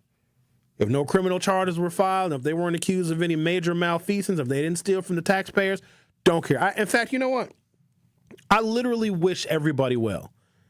I do. It doesn't cost me anything to wish people well in whatever it is that they do, but I'm not one of those like, ooh, what happened 13 years ago? I want to know what you... I don't care. I want to know who's going to be shaking ass on top of a Chevrolet Corvette this weekend on Water Street. That's what I want to know. I want to know what's going to happen when the kids are out there on Water Street doing the Steve the Stoner dance. That's what I want to know. How is Steve the Stoner posting these videos where he has literally tens of thousands of dollars in cash, but then a video he posted a couple of weeks saying he needed money? Why are we doing that to ourselves? What are we doing? So you think it was clickbait, Rick? You think it was not, he didn't need the money? Why would you ask for money? Dr. Umar Johnson did the same thing, but he was begging for money. You know, Dr. Umar Johnson, and I fell for it. For those of you that have been with me for a long time, I used to interview Dr. Umar Johnson all the time on the phone when he was in Milwaukee because he was raising money for a school that would help black boys be more successful. And Dr. Umar Johnson came across as real, honest, authentic. He talked about how black boys are being harmed. I even used to play a lot of his audio clips on my show because his themes were so fitting with what I was talking about and what I believed in. Total scam, total grifter. Dude just posted something saying that, something happened with my bank account and it froze all my funds. And you know I'm trying to build this school. Dude has been trying to build this school since like 2010. He's been raising ain't no school. He ain't building a school. And then he said, well, because they froze my assets for the school and my personal assets are tied up with the money we've been raising for the school, I need everybody to cash at me. It hurt my feelings to hear him, first of all, be so hard up for money that he had to go to his supporters and his followers for money. That was hard to hear. But the other part is that there are people that will give him money because they still believe in his grift. The Truth with Sherwin Hughes on 101.7 FM. We'll be right back. The Truth with Sherwin Hughes returns after this on 101.7 The Truth, The Truth app, and 1017thetruth.com. Hi, I'm Theo, and I'm a proud Riverside University High School Tiger. As a rising junior, I'm excited to get involved in the many opportunities that RUHS offers, like sports, clubs, and advanced placement classes. But what I love most about Riverside are all of the chances to grow and build relationships with classmates. Riverside is one of the most welcoming high schools in the city. On Saturday, August 23rd, from 11 to 3, come and join us for the Truth Family Fest. We'll have entertainment, food trucks, and vendors. See you there. It's 101.7 The Truth's Dr. Ken Harris for Pella Windows and Doors of Wisconsin. For windows with the strongest resilience, you need the Pella Experience. The Pella Experience Center in Brookfield lets you see, feel, open, close, and compare dozens of windows and door options from 7 different Pella lines side by side. A friendly expert can go over Pella's endless possibilities for all price ranges, from colors to hardware to custom designs, ensuring you get the best possible look for your home. Pella truly believes that quality windows and doors don't have to be expensive. With a range of affordable options and products assembled in the U.S., you get the look you want at a price you can afford. Stop by soon, because if you order by July 31st, you can get 0% interest for up to 5 years. Certain restrictions apply. Visit the Pella Experience Center in Brookfield. It's off Blue Mound Road, Kitty Corner to Cops, or schedule your free in-home consultation today at PellaWI.com. Hey, Truth Nation, it's your girl Noni Juice for Steinhafels. And are you looking for your best night's sleep? Well, you can get it with a new Tempur-Pedic from Steinhafels. Experience Tempur-Pedic's advanced pressure-relieving power designed to help make aches and pains a thing of the past. Right now, Queen Hybrids start at just $52 a month with Steinhafels 60-month financing. Plus, get $300 in Steinhafels cash. Upgrade with an anti-snore adjustable base for your best sleep yet. Steinhafels is your mattress destination. Shop in-store or online today. Maya is always on the move, and so is her money. Buy this here, deposit that there. She and her money are a lot to keep track of. Good thing Maya banks with Landmark Credit Union and uses their amazing mobile app. Maya checks her balance, deposits checks, pays bills, even transfers money between friends. So while Maya is coming and going, she can see her funds coming, going, and, best of all, growing. Landmark Credit Union. Banking made easy. Insured by NCUA. Join Outreach on Thursday, July 31st from 9 a.m. to 3 p.m. to learn how prenatal care, routine well-child visits, and habits that empower parents for healthy pregnancy. Call 414-727-6320 to register today. Hey, Wisconsin, are you feeling summer? Then it's time to feel cheesy. It's time to feel good. July 31st through August 10th, only at the Wisconsin State Fair. Presented by U.S. Cellular. You are listening to The Truth with Sherwin Hughes on 101.7 The Truth, The Truth app, and 1017thetruth.com.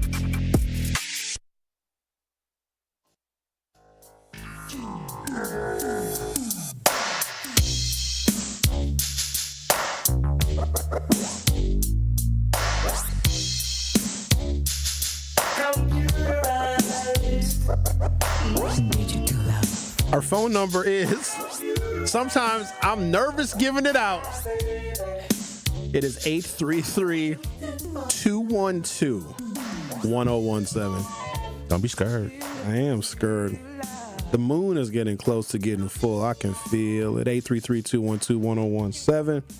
I'm going to read a couple of text messages that have come in via the text message line. The same number that you call when you guys want to win your little Gruber monies is the same number that you also can text, and people sometimes send us photographs. I made a mistake once of trying to play matchmaker. I need to stop playing matchmaker because I just don't want to be responsible for some of y'all getting together. There was a woman that called in, and she talked about like her niece was single. Professionally, it was long before Lisa Rick. This was when we were at the old building. And she's like, oh, my niece, is in Milwaukee. She's in her like early 30s. She's really attractive. She's educated. She doesn't have any kids. And I said, oh, send a picture. And she did. And I'm saying her niece was absolutely beautiful. And if the niece was as described, one hell of a catch. Well, there was a guy that happened to be listening. He said, Sherwin, I'm single too. I own a bunch of properties. Financially, I'm doing well. I'm a business owner. I'm an entrepreneur. And what happened was I ended up, and he sent a picture in too. And so then when I received his picture, I sent it to the aunt. And the aunt sent it to her niece. They actually ended up going out on a date. Now, here's all I know. It was only one date. And then I realized I probably shouldn't be involved in matchmaking, like connecting strangers, because I don't want to assume any liability that can come from that. See, the early days of 1017 The Truth, the world was much safer. We could do things like that. Now, people sneaking into the studio. Everybody want to come up here and drop stuff off for me. No, can't do that. Chauncey said, Alan, if you're still listening, which I'm sure you are, bring your wife, because Chauncey wants you to bring your black wife. Because Chauncey may not believe that you have a black wife. If you're friends with Alan on Facebook or know who he is on Facebook, he very much has a black wife. Very much a lot. He has talked about her for years. He posts pictures with himself and his wife regularly on social media, but we've never heard her voice. So maybe tomorrow, Let me tell you what. I've known Alan long enough. I even saw him one night at the packing house dancing. Do you still go there? Yeah, I used to go. That's your spot. Oh yeah, that's me and Chris, the owner. That's my guy. We go way back. I don't go as often as I used to, but I go to catch up with him. But during the summer, he's always on vacation.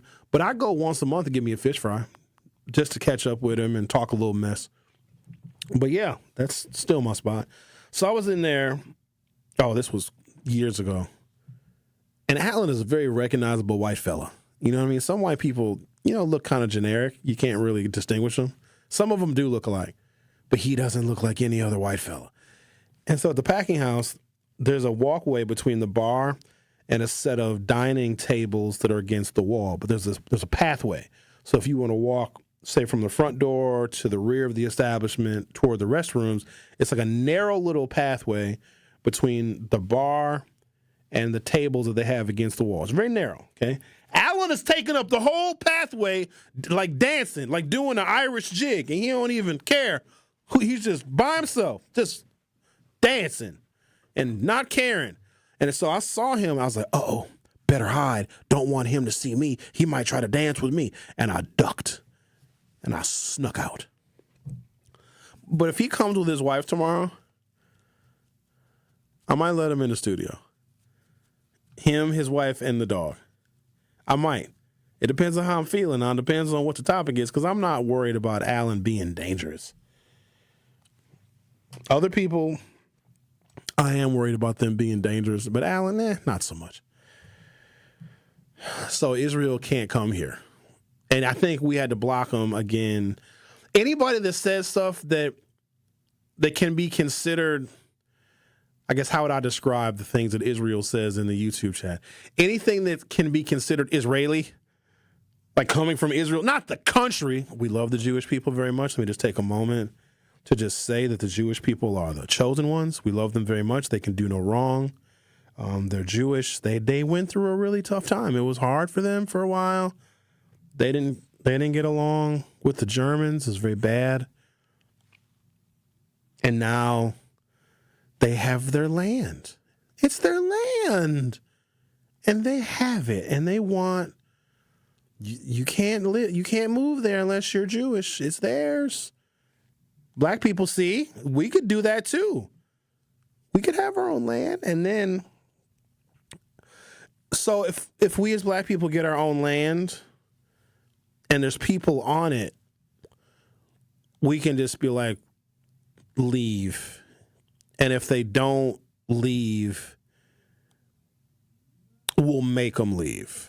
You know what I'm saying? Wink, wink, nudge, nudge. But no, the Jewish people. So sometimes when I read through the comments, and I have to read them very quickly in the YouTube chat, because a lot of times it's people just talking amongst themselves, which I love because there is community that is being built around this show. One of the reasons why we did Beyond the Mic. By the way, for you Beyond the Mic fans, I'm thinking about something. I'm working on something. You understand? I'm thinking about something because a lot of y'all very upset you didn't get to go to the only Beyond the Mic that we did. Thinking about something. I got something in the works, and I got a partner too. Yeah, I'm thinking about something now. I got something in the works. Now, I need the duration of this summer and the fall to think about it now. You got to give me some planning time because once I execute it, I want it to be executed properly. But I'm thinking about something because I love the fact that community has been built around this program and other programs as well on 101.7 The Truth. But I'm working on something. So as I'm going through the YouTube chat, if I see commentary that sounds like someone is from the planet Jupiter, I just go ahead and block them. You know what I mean? Because it's probably Israel. Also, come to find out, he is banned from the 3rd Street Market Hall. Officially banned, like he can't be here. So if anyone happens to see him, I think he was up here looking for me. I think so. Can't catch me. Don't look at me like that, Rick. They can't catch me. I'm the master of hiding in disguise. You can't catch me. I hide in plain sight. People won't even know. But I promise you this much. Every time I go grocery shopping at the Meejers, somebody always comes up to me. I don't know what it is. I think it's because I talk about it so much. A lot of blacks feel comfortable. I shouldn't say that. A lot of people that listen to this program feel comfortable going to, I'll say it the way you guys say it, Meyer. The one on 114th and the Burleigh. I like that grocery store. It's everything you need.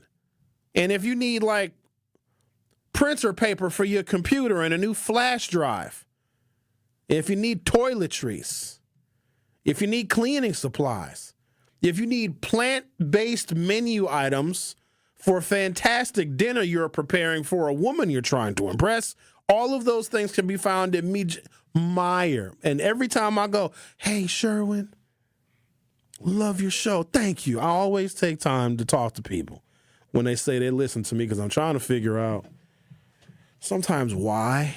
I don't know if I listen to this show. Hearing some of the things that take place on these airwaves, but thank each and every one of you. You have no idea how much I love and appreciate you guys for listening to. There you go.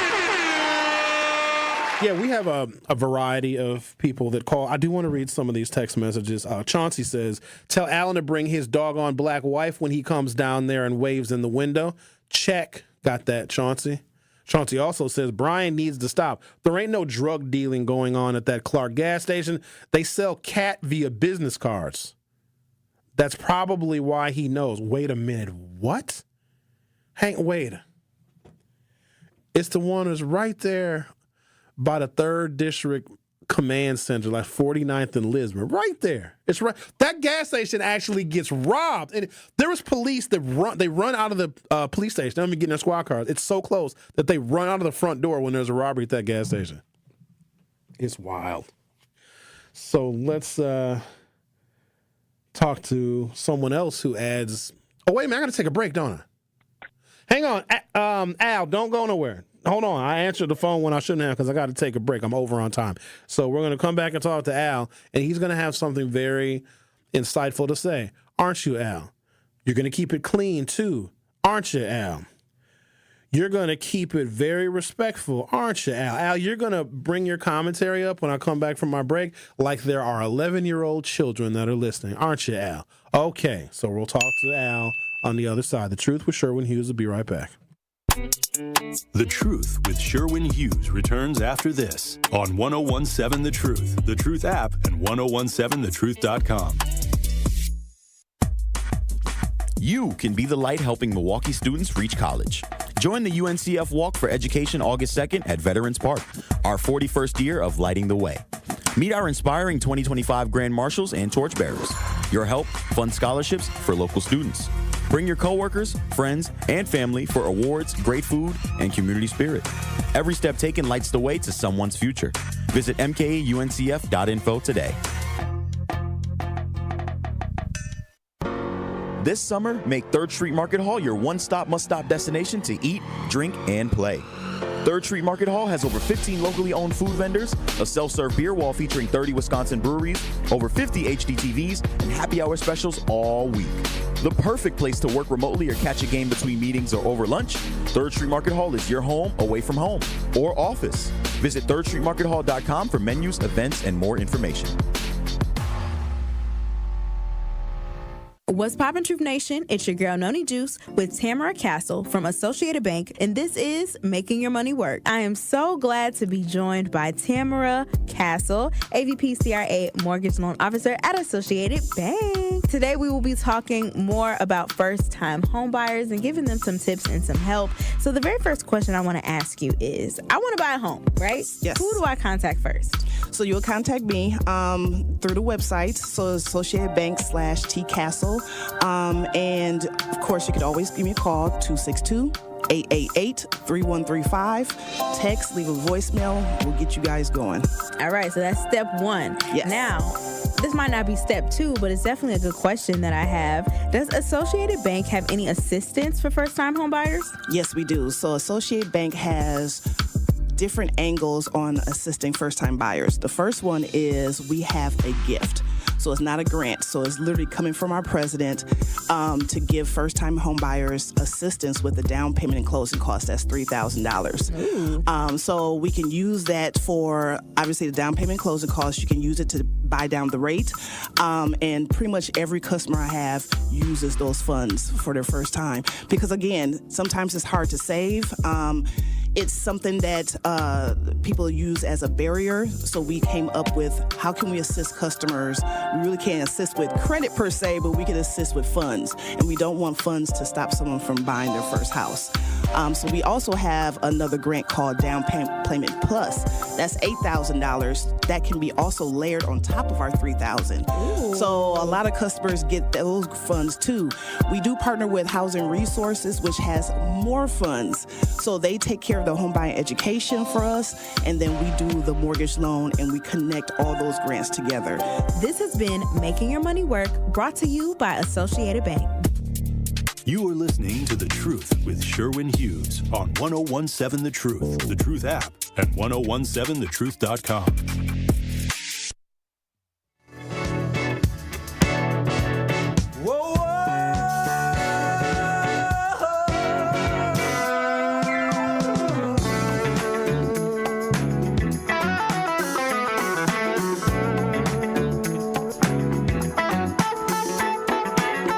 There is a documentary. It's short. There's a couple of them, actually. It's called Oak Bluffs, and there's a little island off of Martha's Vineyard in Massachusetts, right off of Cape Cod. And some of you are familiar with Martha's Vineyard. It's like a playground for the rich. But a lot of you may not know that Oak Bluffs was and is a resort and an island where well-to-do African Americans would also vacation. And there was some issue in the very, very early days of Oak Bluff with things being segregated, but as time went on, African Americans who could afford to vacation and own property in Oak Bluffs were welcome. And there's an entire culture and an aesthetic for the African Americans that vacation and have a long history of spending time in Oak Bluffs. You know who spends time at Oak Bluffs? The Obamas. And even before the Obamas, Valerie Jarrett, who was one of Barack Obama's top senior advisors in the White House. And so Ralph Lauren, the proprietor of Polo, wanted to capture this very unique Black cultural experience of our people that have been going to Oak Bluffs really since the late 1800s as a place to get away and a place to have a vacation away from all of the horrors and segregation of America. And so they came out with these beautifully produced documentaries. There are some recent ones because now they have hired a guy named James Jeter. James Jeter is a HBCU graduate, and he was hired by Polo, directly by Ralph Lauren, to create a clothing line that pays homage to and respects a certain aspect of Black culture that existed and vacationed and owned property on Oak Bluffs. And there's an Oak Bluffs collection that Ralph Lauren created and sanctioned, but made sure that there are Black designers creating this aesthetic. So the song that I just played before I let go, I know you guys have heard that song 1,000,001 times.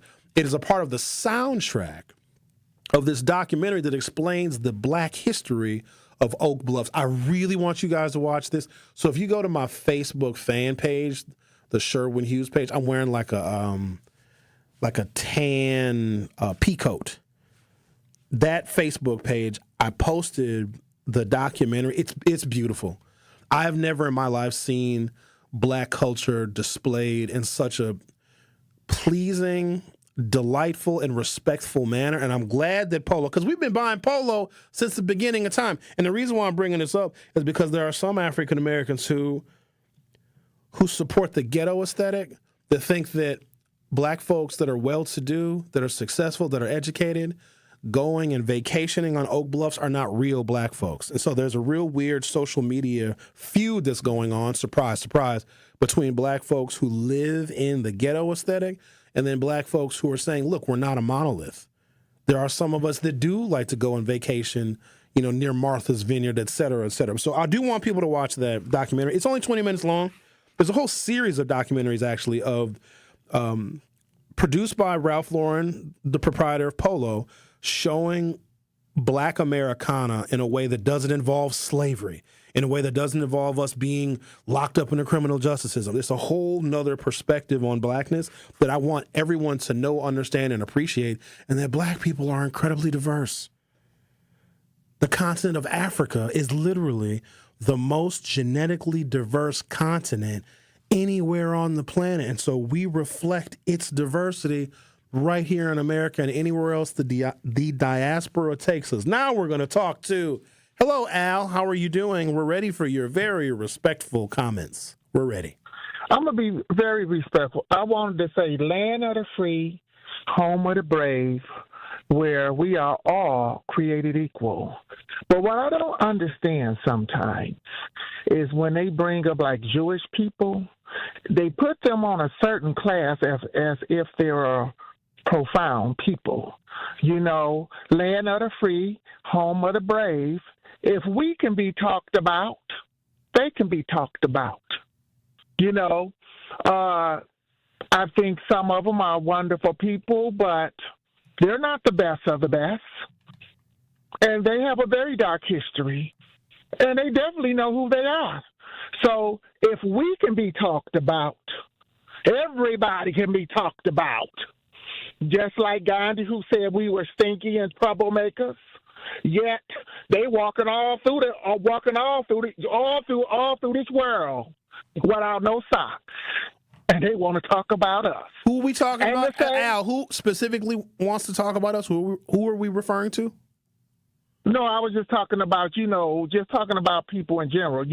People always talk about us, all races, and I heard you talk about the Jews like they were the chosen people when they're actually converted Europeans.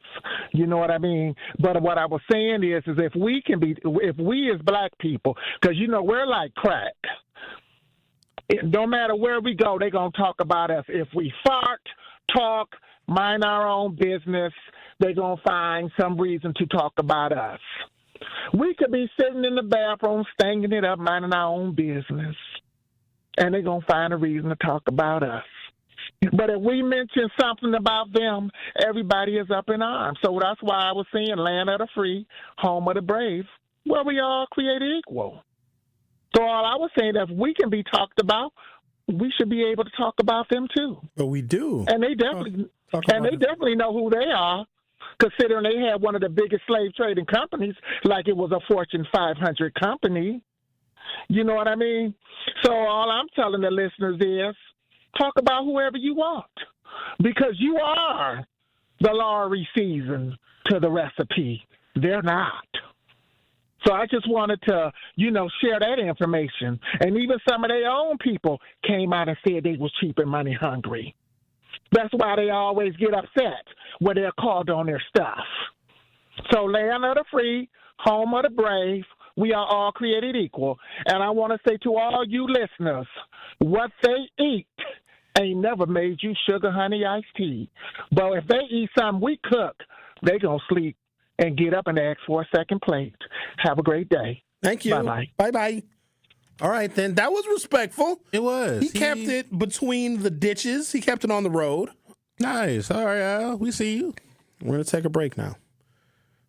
You are listening to The Truth with Sherwin Hughes on 101.7. You can download the Truth app from wherever you download stuff. And then these shows are podcasted too. And I guess you can find those where you get your podcasts. And we're also on YouTube. Search 101.7 The Truth and hit subscribe. Don't go anywhere. I'll be right back. The Truth with Sherwin Hughes returns after this on 101.7 The Truth, The Truth app, and 1017thetruth.com. Truth Nation, are you looking for a fun opportunity to showcase your clothing line, restaurant, nonprofit organization, food truck, or small business? Well, look no further than doing it at our Truth Family Fest on Saturday, August 23rd from 11 a.m. to 3 p.m. at Riverside University High School. We are currently accepting vendor applications for our festival, and you don't want to miss out on this great opportunity to promote your business and be part of all the fun. To be a vendor at Truth Family Fest, visit truthfamilyfest.com and sign up today. Great impressions will exceed your expectations. Great impressions, perceptions, everything. At Great Impressions Graphics and Printing, they've been proudly serving the community for over 26 years. From their location at the corner of 54th and Burleigh in Milwaukee, their dedication to quality and customer satisfaction has made them a trusted name in printing and design. Great Impressions offer a wide range of services, including banners, posters, yard signs, business cards, programs, and postcards. Plus, they specialize in custom apparel printing, perfect for family reunions, sports outings, business promotions, and more. For your next project, visit greatimpress.com. That's greatimpress.com. Great Impressions. They're here when you need them. Great impressions, perceptions, everything. Maya is always on the move, and so is her money. Buy this here, deposit that there. She and her money are a lot to keep track of. Good thing Maya banks with Landmark Credit Union and uses their amazing mobile app. Maya checks her balance, deposits checks, pays bills, even transfers money between friends. So while Maya is coming and going, she can see her funds coming, going, and, best of all, growing. Landmark Credit Union. Banking made easy. Insured by NCUA. How much does it cost to talk to Gruber Law Offices after a serious crash? It's free. Yes, free. As in, it won't cost you anything to speak with us. Not sure if you have a case? Call our team at Gruber Law Offices today.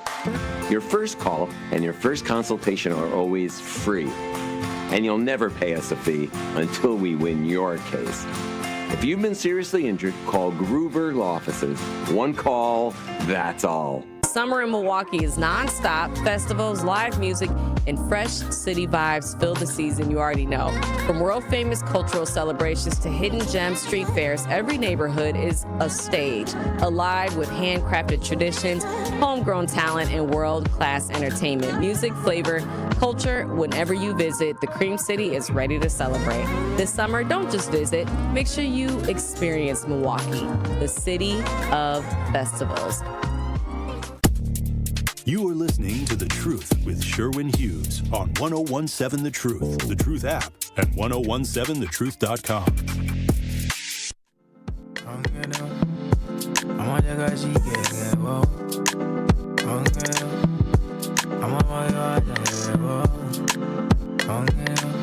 Our phone number, which a lot of you have, some of you pocket dialers too, 833-212-1017, 833-212-1017. Let's talk to Adam. How are you? I'm great for an old guy. Oh, that's good to know. Yeah, I was listening to you talking about the expression you made when somebody was talking about the Jewish people, like they own that land. They are those. Yeah, that be land careful. Oh, I'm gonna say it. I'm not gonna curse no more like I did when I used the S word that one time. Yeah, don't do that, please. We don't like that. No, I will try not to. But the thing is, those people are not the chosen people. Yeah, I got an Ethiopian Bible. You ever read some of that? It's on my coffee table, yes. I got one in the bedroom, too. Several Ethiopian Bibles. They're from Ethiopia. Have you? Right. And that diaspora is from, tell you what color, like Solomon. Solomon, he said himself he was black. Yeah, there's no white people in the Bible at all. No, that's not. So why you look the way you look when they all say something about the Jewish people? They got the power because they pushed us out of there, and then the rotten Catholic is the one that did it all. I saw a thing that other day. As one bishop said, the Antichrist is already here. How do you feel about reckless driving, Adam? Are you bothered by reckless driving? Does that make you mad when people drive crazy? Well, like I told you before, I know if you don't remember. I know you don't remember that. I tell you, I was a truck driver for about 30 years, and I only had one accident. And the guy ran under my trailer and I almost killed him. But he didn't get hurt. He smashed the car up because he was driving reckless in the snow. Okay. Have you noticed an uptick in reckless driving in Milwaukee? It's basically the same because it wasn't as publicized as it is now. Okay. Because but the one thing I like about it, but don't pass on the right side. Don't do that. Have done that. Pardon? I said people shouldn't do that now. That's dangerous. No, that's the thing. That's the one thing I like what they're doing about that reckless driving. Okay. But then again, I did it to me coming up Lisbon one night, coming back to my place, and he wanted to get in so bad. I just had to let him in because he was going to cut me off. Then I would have to be sitting there waiting for the police. That's basically what I want to say. Thank you. Wait a minute. And one more thing. And Trump, head advisor, that Miller guy, isn't he a Jew? Hey, I don't know. Maybe. Well, he's a Jew. That's his last name, Miller. He's a Jew. He ain't worked. I said that my little buddy Shorty, he ain't worked 2 days flies. Miller's not necessarily a Jewish name. Miller is German. Depends on how you spell it. Miller don't mean. Yeah, it could be German, but most of them are Jews with that last name. That's all I have to say. Just and your expression on your face, that's got to me. And the man wasn't lying. What you mean the expression on my face? How can you see my face? You listening to me on the radio, man? No, I'm watching you on YouTube too. Oh, all right then. You're an old man, and you know about YouTube. How old are you, Adam? You about 85. How old are you? 83. I'll be dipped. How blessed are we to have you? 83, and you be on YouTube, huh? Oh, yeah, well, that's a big deal. Oh, no big deal at all. The only thing I don't like, what I can't do is, what I can't do? I do everything. I was about to say something. You got a girlfriend? I text. Talking about you can do everything. Oh, yeah. I can tell you what I got to keep the girl, too. Well, no, I want to know. I had prostate cancer. Uh-oh. And I was in the hospital. The doctor and the guy came in there, and he said, "Oh, we got something for you, Mr. Charles. We're gonna do this. We're gonna do it." Then he grabbed me. I said, "Man, what the hell are you doing?" The doctor started laughing. He said, "Let me go." And he put this pump thing on me, and it works. It works. And I've been having it now because I had the cancer about 22 years ago, and it works. You said a pump. Yeah, it's a pump. It's not no cheap pump, though. Oh, you got at the time it's cost me $500. What kind of? I'm not understanding when you say a pump. What kind of pump? Like what? How does it work? It pumps the thing up. You have a penis pump? That's it. What?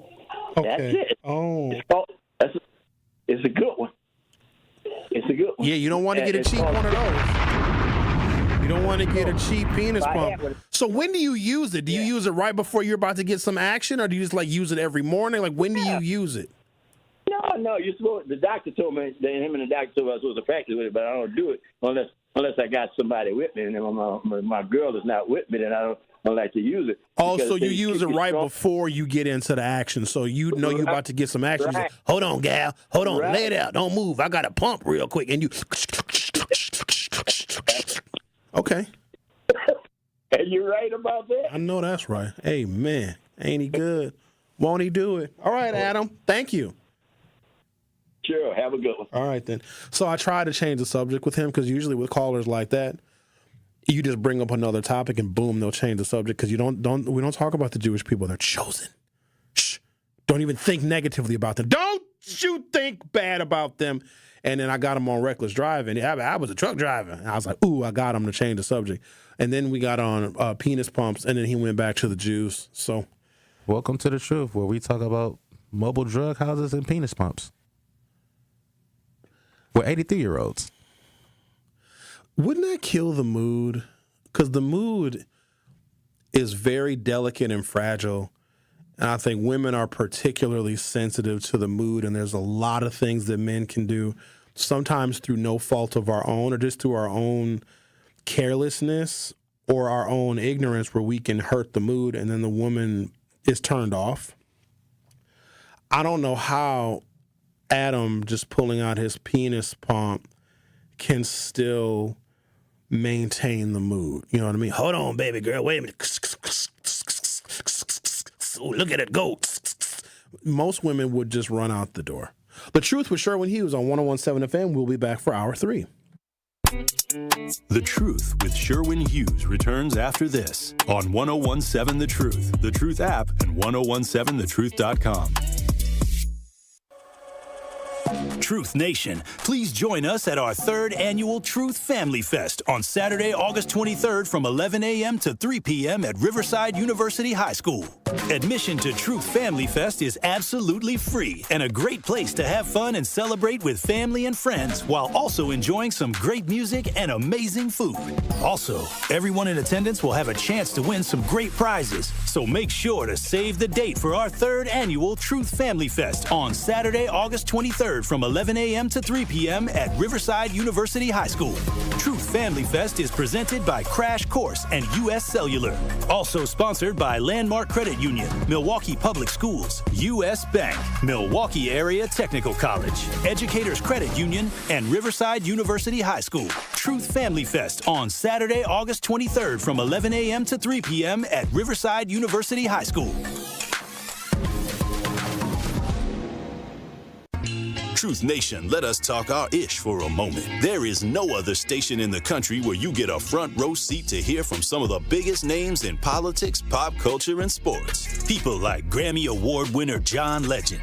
Knowing that fight isn't over, knowing that we've got to stay motivated and stay inspired. Glory was a song that myself and Common wrote. Two brothers from the Midwest, from Chicago and from Springfield, Ohio. Oscar Award winning actor Don Cheadle. I know that we're the bright, shiny thing that sometimes gets the attention, but I would say don't listen to celebrities. You don't have to listen to us. Listen to yourself. And President Donald Trump's son, Don Jr.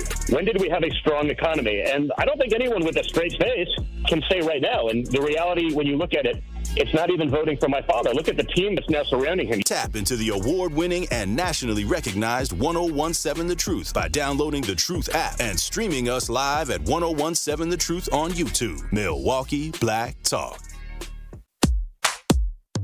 Teachers are dynamic leaders, shaping a new generation.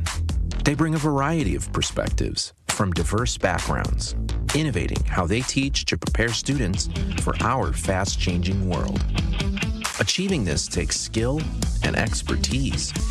They're tireless explorers, creatively discovering a universe of solutions, telling stories, experimenting, inspiring, mentoring, connecting cultures, and connecting with each other. Leading by example. Experience the unique joy of helping students thrive. Teaching is a journey that shapes lives. Are you ready to begin? Explore teaching at teach.org, a campaign supported by the U.S. Department of Education, teach.org, and 1 million teachers of color. Milwaukee's Black Talk lives here. You are listening to 1017 FM, 1510 AM WGKB Waukesha, and W269DL Milwaukee, a locally owned Good Karma brand station. You are listening to The Truth with Sherwin Hughes on 1017 The Truth, The Truth app, and 1017thetruth.com.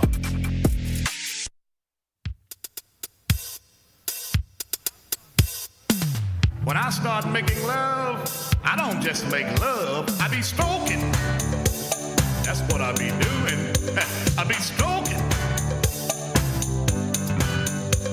I stroke it to the east, and I stroke it to the west. I stroke it to the woman that I love the best.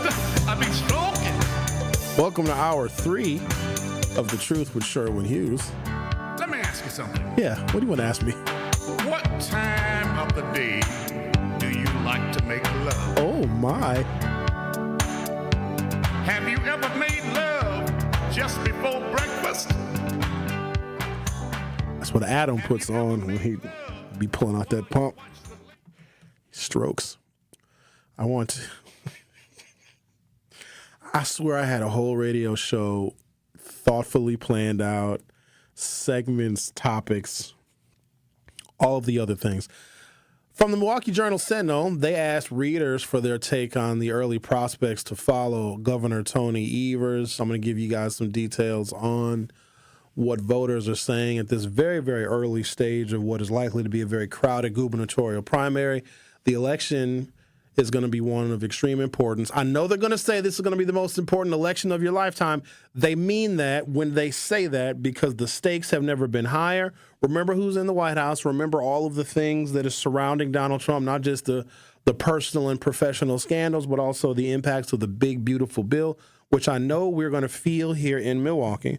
A lot of folks may not be aware, but you'll be aware soon enough. A lot of the resources that we have to mitigate violence and to provide resources to people and options and alternatives to negative behaviors, a lot of that stuff is federally funded. Well, when Elon Musk was running DOGE, the Department of Government Efficiency, a lot of the resources that we may have received through the Biden administration, all of that is gone now. And we're seeing an uptick in violent crime and all sorts of horrible social indicators right now. Imagine next summer when some of the resources that we're still receiving right now, because we're still, up until recently, we're operating under a Joe Biden budget.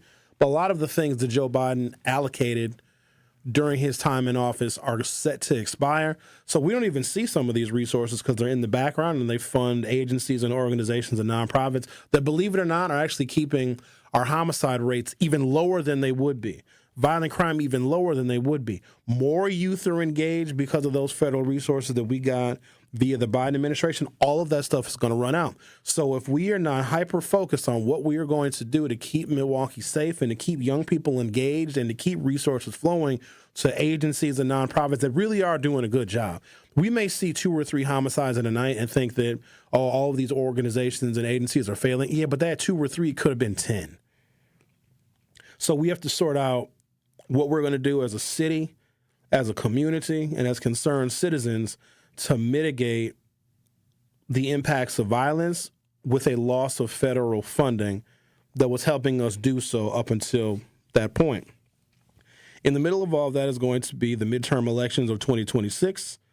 Every single member of the House of Representatives is up for re-election.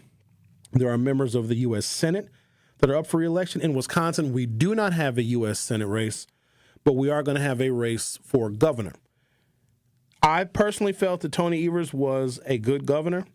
He listened, he was responsive, and he delivered resources to where they were needed most. He was very heavy on education, which I think that is fantastic because that is something that is severely lacking in the state of Wisconsin right now, especially in Milwaukee. He did his level best to try and make sure that MPS had all the resources it needed for a number of reasons so that they could educate children as best they possibly could with the most amount of money, but also to try and slow or reduce the number of referenda that the district has to ask us for. Also thought that he was a consistent, even-keeled, level-headed figure post Scott Walker and during Donald Trump. We needed that level-headedness, and he was just a regular dude. He wasn't all flashy. He didn't really excite people with his speeches or whatever, but he would communicate, in my opinion, effectively. He was not a good debater. He did have a debate during his most recent re-election with a guy named Tim Michaels. Tony Evers did not win those debates, but guess what? He didn't have to, because if the people trust you and trust your leadership, sometimes that's just good enough for us. And he maintained positive approval ratings throughout his terms as governor, which is really, really hard when you're a Democrat in a state that Donald Trump won. So even conservatives, even MAGA people, even Republicans still had a level of respect for Tony Evers. That being said, in 2026, Tony Evers is going away. And who we have in his stead can continue on a positive trajectory, because I almost want the governor to operate above partisanship, because once a governor totally chooses a side politically and they ignore the other side, I think that can impact everybody's quality of life. If you just look at some of the things that Tony Evers supported, it would be real hard to call him some left-leaning, ultra-progressive, Democratic libtard. Can I say libtard? Well, I said it. Other than I think the first time the gay flag flown, Tony Evers allowed the gay flag to fly at the state capitol. Don't bother me none. He also flew a Juneteenth flag. During COVID, African-American businesses were hurt really hard. We got a whole bunch of money from the Biden administration. And that was back when we had this thing called political agreement. Political agreement is when you have the same political party that occupies your governor's mansion and the same political party in the White House.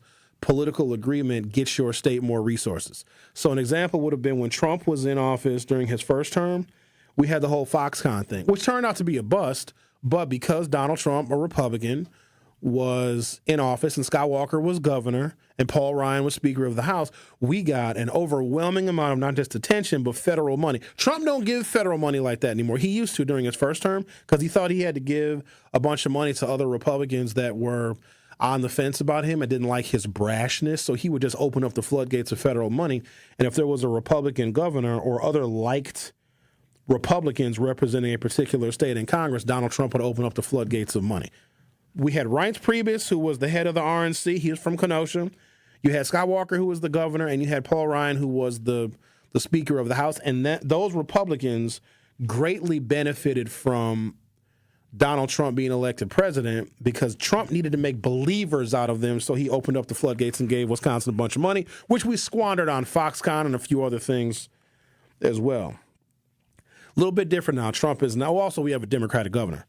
When Joe Biden was president and Tony Evers was governor, and the state of Wisconsin did, in fact, go blue, that opened up the floodgates for Joe Biden to give us a whole bunch of money because the Democratic governor, in a way, can help the Democratic president get elected. Joe Biden may not have gotten elected if it wasn't for the state of Wisconsin. Of course, what did Trump do? Said the election was stolen, which it clearly was not, because the 2020 election was the safest and most litigated election in American history. And if there was any fraud, I want to put this thing to rest forever because Trump is going to bring it up again in 2026 because if the Republicans lose control of either house of Congress, Trump is screwed. They're going to start impeaching Trump immediately. You have never seen so many articles of impeachment that are just waiting for Donald Trump. And he also lived through a Democratic-controlled Congress once before, and Trump don't want that again. They gave him fits. He couldn't get nothing done. It's a problem for him. But I wanted to make sure that people know the 2020 election was not stolen. If it was, we would know. There were so many lawsuits. There were so many investigations. It literally revealed nothing. If there is any quote-unquote voter fraud, it's just simple human error. It's just people making simple mistakes. And it was not enough to overturn any election. So I'm digressing a little bit. But when Joe Biden got elected president, Tony Evers was governor. Do you guys remember everybody always talking about ARPA money? We're going to use ARPA funds. We're going to use ARPA money for MPS. We're going to give a couple $1 million to ARPA, and we got ARPA funds for this, and we're going to use ARPA funds for affordable housing. Because of COVID and what COVID did to the economy, the federal government provided a tremendous amount of resources to states and to regions, because if the government tells you to shut down your economy, well, then the government is financially responsible. Right? It's almost like we were all a bunch of sugar babies, and the federal government said, baby, you don't got to work no more. Daddy will take care of you. No, I don't want you to go to work. You might go out there and get the COVID. Everybody stay home. That allowed the federal government to supplement, whether it be extending unemployment benefits or giving more money to local units of government and county units of government. Because if your economy is shut down and people are not spending, then tax revenue is not coming in. Are you following me? So what the Biden administration did, and this is some of the political genius of either Joe Biden, and I think it was him, and his many, many decades of public service. Like, Joe Biden knows how you move money, because that's what politics is, ladies and gentlemen. Why do you think rich people get richer? Why do you think the first thing the Republicans do is give tax breaks to the wealthy? Politics is about, first and foremost, it's about influence, but it's also about how do you move money to the pockets of the people that you like and remove money from the pockets from the people that you don't. Poor people, minorities, people of color get poorer when Republicans are in control of the federal government.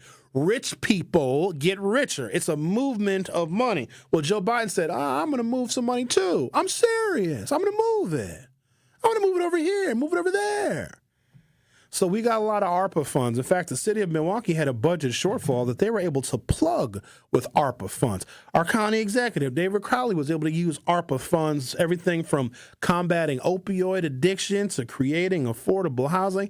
ARPA funds were dollars that Joe Biden had flow to the state of Wisconsin to give to our Democratic governor, because Joe Biden won the state of Wisconsin, and without the state of Wisconsin, Joe Biden may not have been president. So Joe Biden used ARPA, and some of the ARPA money we did need because COVID rocked our world here in Wisconsin, but a lot of it was just as a reward to Wisconsin. So what did Tony Evers do?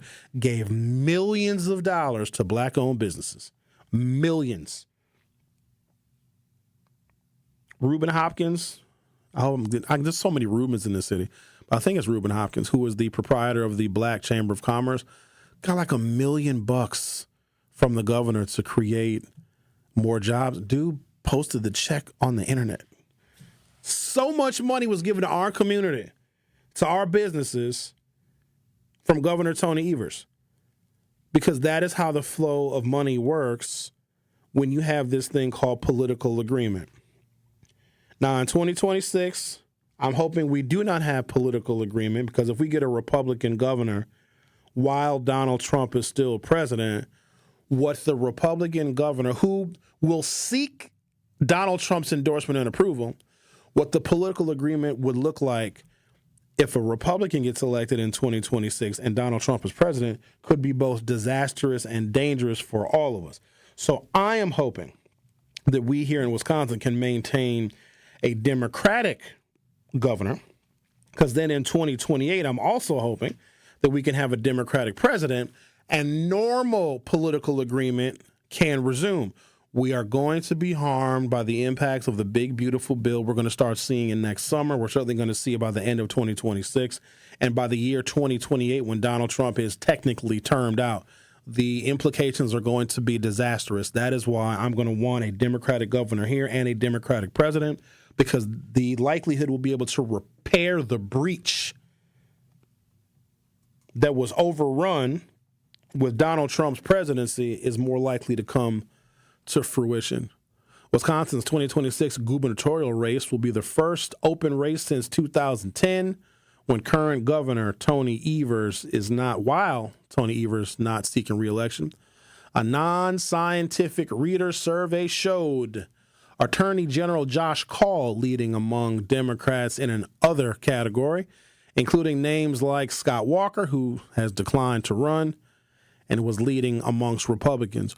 Reader comments reflected diverse opinions, with some Republicans hoping for a, quote, MAGA candidate, and some Democrats seeking a more centrist approach. From the Milwaukee Journal-Sentinel, Wisconsin will see its first open race for governor since 2010. Something this rare is likely to remain a crowded field of primary candidates for both political parties. Already, 3 declared candidates, Republican Josh Schoeman and Bill Berrien, and Democrat Sarah Rodriguez. One planning to run, Democrat David Crowley, the current county executive here in Milwaukee. And 2 who teased entering the race, Republican Scott Walker, now saying he will not be a candidate. The Journal-Sentinel asked readers which candidate from both parties they prefer for comments on the early field. Wisconsin Attorney General Josh Kaul garnered the most support on the Democratic ticket, while, quote, other was the top on the Republican side, followed by Scott Walker. They received 149 submissions for this non-scientific survey, which only represents the views of people who responded. So this isn't even really worth talking about, quite honestly. But in this 149 responses so far, Bill Berrien, who is a Republican, received 5.4% support. Eric Hovde, I hope to never see Eric Hovde again. Did you guys know that Eric Hovde was a construction worker in the Village People? No, I'm serious. Look it up. I'm serious. Look it up. Eric Hovde received 13%. Josh Schoeman, who is the Washington County executive, he received 6.5%. A moment on him and a moment on aesthetics. Sherwin Hughes does not like the ghetto aesthetic because I don't want black people to be judged by that particular style and that part of black culture. It is a part of black culture, but I don't want all people to be judged by what I call the ghetto aesthetic. There's something about white folks in the state of Wisconsin that also have an aesthetic. It's a redneck aesthetic where they're always wearing camouflage and always talking about guns and going hunting, or they're wearing like a blaze orange vest. This redneck small town aesthetic, that's so played out. And I know, and you guys do too, that all white folks ain't like that. But for some reason, Republicans in particular think they have to appeal to I got a hunting dog and I go hunting and I'm wearing my camouflage and I wear blaze orange to church and go Green Bay Packers. And that's gross. That is so just tired and played out. And actually, it makes white people look bad. Scott Walker got 27% of the support from the 149 people that responded in this 129-person response poll. And then Tom Tiffany, who is a Republican member of Congress from the 7th District. Tom Tiffany, I think, is a Trumper, if I'm not mistaken. He got 8.6%. The category of other includes State Senator Patrick Testin, State Rep Bob Donovan. I hope he don't run for governor. Actually, you know what? I hope he does. I got in trouble a little while ago because I was talking about Bob Donovan. No, I didn't get in trouble. Let me take that back. I'm a grown-ass man. I can't get in trouble at work. Y'all ain't the law. I mean, I'm not. Let me be non-offensive here. Like, I don't like the fact that someone thinks that they can, quote unquote, be in trouble in work. Now, you can't be like disrespectful to customers and to fellow employees. But if it's one of those, like a performance thing, like you're grown and so are the people that you work with and work for. Stop telling people they're in trouble in work. Grown people can't be in trouble. You ain't the court of law. Nobody gets in trouble at work. Now, what jobs will sometimes do to make you think that you're in trouble at work, because you know what it is? It's some manipulation, because a lot of people need their jobs. They need that money. They need that salary to feed their damn families, okay? And what a job cannot do and should not do is all of a sudden start moving the goalposts. Like, oh, you got to do this and you got to do that. Oh, if you don't do this, you're in trouble. Tell them to kiss your ass. You're grown just like them. Going to be in trouble by another damn person. A person, you're in trouble at work. No, you're not. And if you are, quote unquote, in trouble at work, is your employer providing the support that you need? Were you trained? Are they providing the necessary resources in order for you to do all these additional jobs? Because I don't like that whole, oh, you're gonna be in trouble. In trouble how? I'm grown. In trouble at work. Stop it. So I talked about Bob Donovan. He got caught and he's one of the Republican candidates that's being considered for governor. I hope he doesn't run. Or maybe I hope he does. So there was a bathroom at the University of Wisconsin-Milwaukee that was known to be frequented by men who enjoyed the pleasure and company of other men. It's a public restroom in a university that I ultimately attended. And Bob Donovan got a ticket, which he admitted to. The ticket was published. You can actually see a copy of the citation that he received for indecent activities in a men's bathroom on the campus of the University of Wisconsin-Milwaukee. It's a restroom at a public college. And it happened in a year in which I was going on college visits. Now, thankfully, when I did my tour of the University of Wisconsin-Milwaukee, I did not frequent that bathroom, but I could have. Now, remember, there was a sting operation going on in this particular bathroom. Bob Donovan got caught up in the sting because this was a bathroom that was known for gay men to meet and to frequent and to be able to pleasure each other. Bob Donovan got caught. I brought that up on the air when Bob Donovan was running for mayor. I wasn't inventing anything. I wasn't making anything up. Can't sue me for defamation, because if you sue me for defamation, you got to prove that what you did and what you got a ticket for ain't true. And you can't do that because you admitted that you did it, Bob Donovan.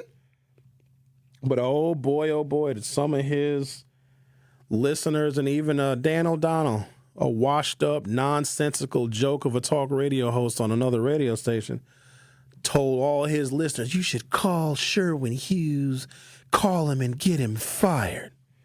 Because I talked about Bob Donovan getting caught in a men's bathroom that was under a sting operation from the Milwaukee Police Department because gay men would pleasure themselves with one another in this public restroom at the university in which I attended.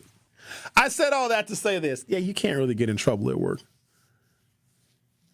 Maybe you violate a policy or something, but stop telling people that are grown adults, oh, you're in trouble at work. Not really. All right, I'm going to take a break, come back, take a telephone call from a person who's on line one. Who is that? Mildred? Oh, not Mildred. All right. You're listening to The Truth with Sherwin Hughes on 101.7 FM. Don't go anywhere. I'll be right back. The Truth with Sherwin Hughes returns after this on 101.7 The Truth, The Truth app, and 1017thetruth.com. Milwaukee, it's time to turn the TV off and turn your speakers up so you can hear what the future leaders of the world have to say. Truth Nation, I'm proud to present the 8 Block, powered by City on the Hill and 101.7 The Truth, hosted by me, your boy, Ben Jammin. Every other Saturday at 9 a.m., 8 Milwaukee teams will share stories and laughs that will speak truth to what matters most in their lives. I'm here to discover different levels about myself.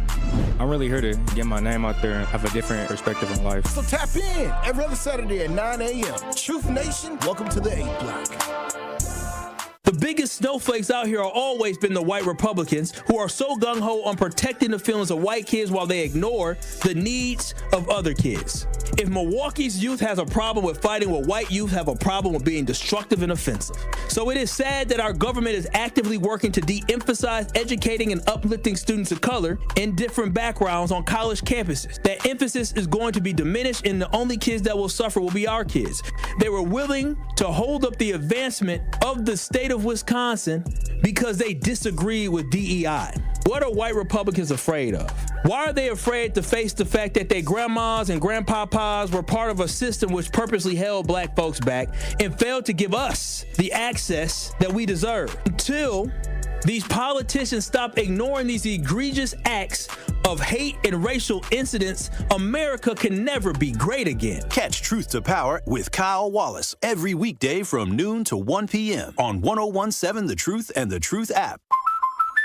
Hey, Drew and Jonathan Scott here. Build a customized renter's policy with American Family Insurance so you can protect your tandem bike on the go. Thief! Oh, he is struggling with that two-seater. Life's better when you're under American Family's roof. Insure carefully, dream fearlessly. Get a quote and find an agent at amfam.com. Some exclusions may apply. Products not available in every state. American Family Mutual Insurance Company, SI and its operating companies. 6000 American Parkway, Madison, Wisconsin. Ready to buy your first house, move into your forever home, or simply refinance? At Associated Bank, they've got you. With the right lending plan and guidance, you can achieve your dreams. Your financial goals are closer than you think, and Associated Bank is excited to help you reach them. Learn more at associatedbank.com/lending or ask a banker for details. Subject to credit approval, member FDIC, equal housing lender. Hey, Wisconsin, are you feeling summer? Then it's time to feel cheesy. It's time to feel good. July 31st through August 10th, only at the Wisconsin State Fair. Presented by U.S. Cellular. Join Outreach on Thursday, July 31st from 9 a.m. to 3 p.m. to learn how prenatal care, routine well child visits, and habits that empower parents for healthy pregnancy. Call 414-727-6320 to register today.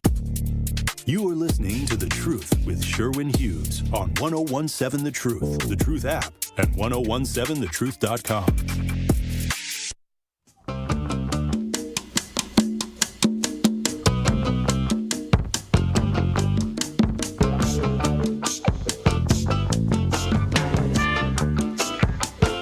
Eight 833-212-1017. We have Shane.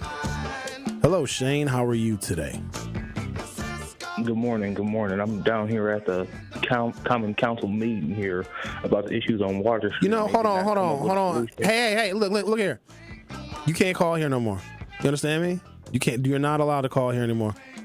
And I heard you was here lurking around. And I heard you was here lurking around. I came to wave at you. I was back working out too, but you should probably listen for a second. He gets you every time, Rick. He gets you every. You for sure banned. He got you. You're like, you got to be playing these games. You're like, you got to take this call. This is someone who's down at the Common Council. Israel is a threat pretty much everywhere he goes. So you can't tell his voice. No, immediately. Like you super banned, dude. You can't play those games with me. And he was here at the 3rd Street Market Hall yesterday, which we've come to find out he's been permanently banned from. You know what I mean? So if you see him, you gotta. He must have disguised his voice. He did. Okay. Well, let's talk to someone who doesn't have to disguise their voice. The caller, you're on 1017 The Truth. How are you? How you doing, sir? I got. This is the town, comment. not the caller. Right? Yeah, you're right. You're right. Okay, then. The comment is, I want to push back on that, on the comment when you're talking about getting in trouble in jobs or whatever like that, because, and I say that because even at your job, if y'all say something, talking about Jews or whatever like that, owned by a Jewish guy, y'all can't go too in, no matter how y'all feelings is about the Jews, good, bad, or indifferent. Y'all can't go in. It's only a certain level y'all can go to. You know what I'm saying? Or else you is gonna get in trouble. And the trouble is you might lose your job. Trouble ain't real. I can go do something else, brother. Trouble is I'm going to prison. Trouble is I violated an actual state law or a city ordinance. Can't no another man nor woman that's grown like me tell me I'm in trouble. My parents could tell me I'm in trouble when I was a kid. I'm just saying I'm not going to let nobody talk to me like that. If I violated a policy, then I violated a policy. But saying Sherwin Hughes is in trouble, because when Sherwin Hughes go home, Sherwin Hughes is Sherwin Hughes, and I live my damn life. Can't no other grown man nor woman tell me I'm in trouble. I wish somebody would. I might have messed up. I might have violated a policy. That's different. That's me violating a policy. We're going to talk about the policy. But I'm not in trouble. Can't nobody make me be in trouble except the police. Y'all may see it differently. can't you make the argument that, like, losing the job is the being in trouble? Sometimes losing the job is a gift from God. Because if you can't be who you are, because here's the other thing. I think some folks think you ain't wrong. That they can't make mistakes at work. We're human beings. Everyone should be able to and entitled to make a mistake. Now, if you didn't do nothing on purpose, and if it wasn't malicious, and you wasn't trying to mess nothing up, everybody is allowed to make mistakes. And if somebody says, ooh, you're in trouble at work because you made a mistake. No, I just made a mistake because I'm a human being. Maybe I wasn't trained. Maybe I wasn't given the necessary resources. Or maybe the job itself is trying to put undue pressure and stress on somebody to get them to quit so they ain't got to fire them and pay them unemployment. But I can't be in trouble from another grown human being. I'll never subscribe to that mess. Okay. I feel you. That's some of the realest stuff I ever heard you say. You know what I'm saying? But my question is, who do you specifically think should run for governor for the Democratic side? And when they run, what would be the best message to link the white folks outside of Milwaukee and the people that's in the city? Like, what will be like one issue besides like F Trump? Because it's already F Trump. You know what I'm saying? What can we say to unite so the people up there in Swano can vote the same way as the people on 6th Street or whatnot like that? What is one issue that can cut through all of that? Donald Trump's policies that will hurt rural white Wisconsin probably worse than it will hurt urban black Milwaukee. They're going to lose Medicaid funds, so a lot of rural hospitals are going to close. Right now, some folks who live in rural Wisconsin got to travel 30 minutes to get to a damn hospital because they're already few and far between, and the ones that are up there are hanging on because they're getting Medicaid funding. When that Medicaid funding goes away and someone who has a damn stroke has got to travel 45 minutes to an hour to get to a hospital, a lot more people up there are going to die. I don't know if folks know this, but up north Wisconsin is poorer and has less resources for poor people than the city of Milwaukee does.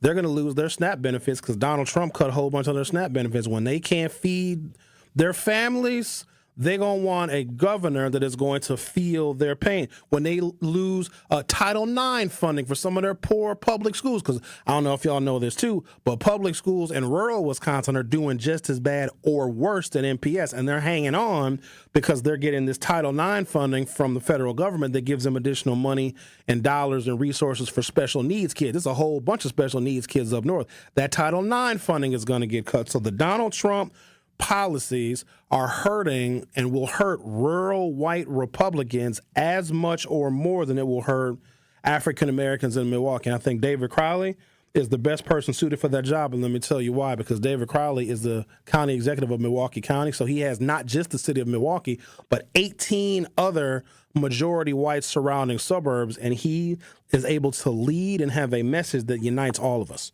So it's David Crowley for me. Okay. But he hasn't announced yet. Good. He haven't.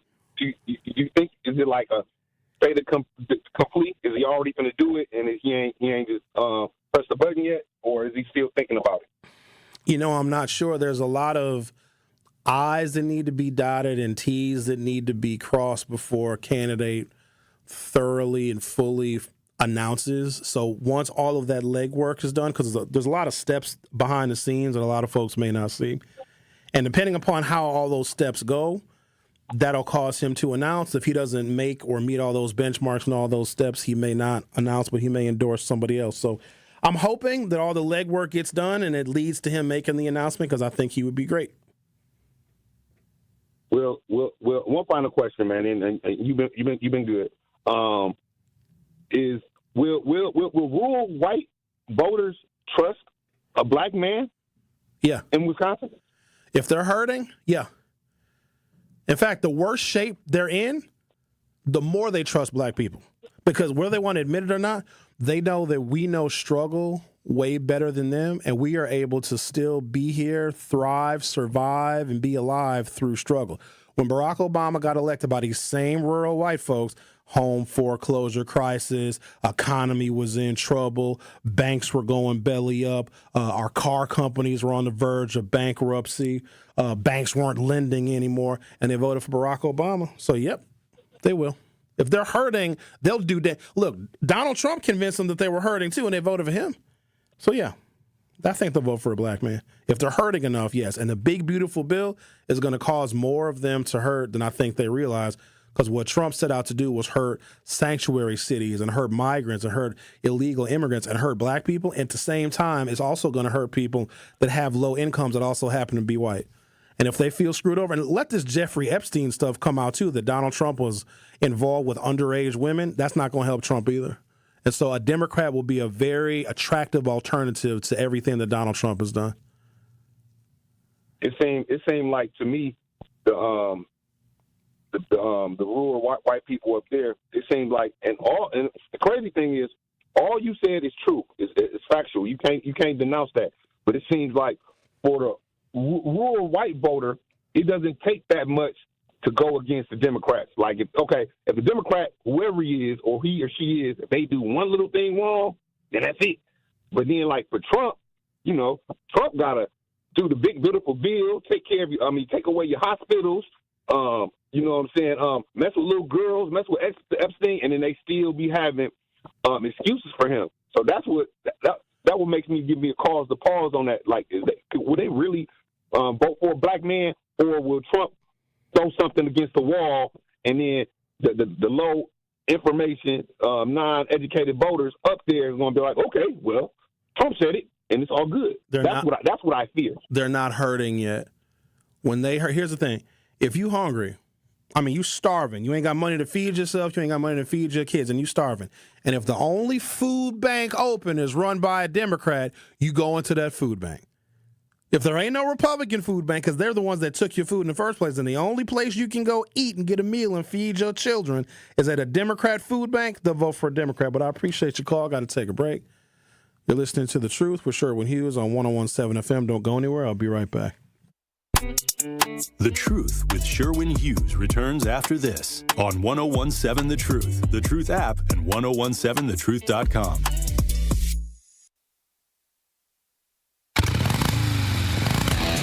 Open road is calling, and the ride begins at Potawatomi Casino Hotel, Milwaukee. This July, you could burn rubber on a custom Harley-Davidson in the Fire Up Your Fantasy motorcycle giveaway. Play with your rewards card all July for entries. Thursday drawings for extra cash and reward play.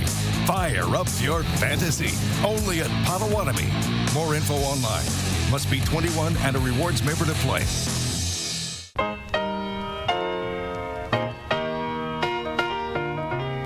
It's time for Truth Takes, a thought-provoking commentary on the award-winning 101.7 The Truth. Here is Tory Lo with his truth. It's official. July 5th is Tory Lo Day in the city of Milwaukee and Milwaukee County. I am humbled to receive this proclamation from the mayor's office and the county executive's office. To me, this day represents life and purpose and being driven by passion to serve and empower others. It's about being unselfish and answering the call to help those in need and living life with intention. Despite challenges and obstacles, I remain focused on creating real change in my community, county, and state. This recognition isn't about me. It's about the collective efforts of those who supported me along the way. It's about the resilience and determination that defines my journey. As we celebrate this day, I want to leave you with a challenge. What will you do to create positive change in your community? Will you get out and volunteer, mentor, or simply be a support to a friend? Whatever it is, I urge you to take action. Together we can build a brighter future, one that's filled with hope, opportunity, and empowerment. I am honored to serve, and I am grateful for this recognition. Let's continue to uplift and support one another, striving for a better tomorrow. So what does Tory Lo Day mean to me? Let's make a difference together. Let's stay committed to our purpose and keep pushing forward even in the face of adversity.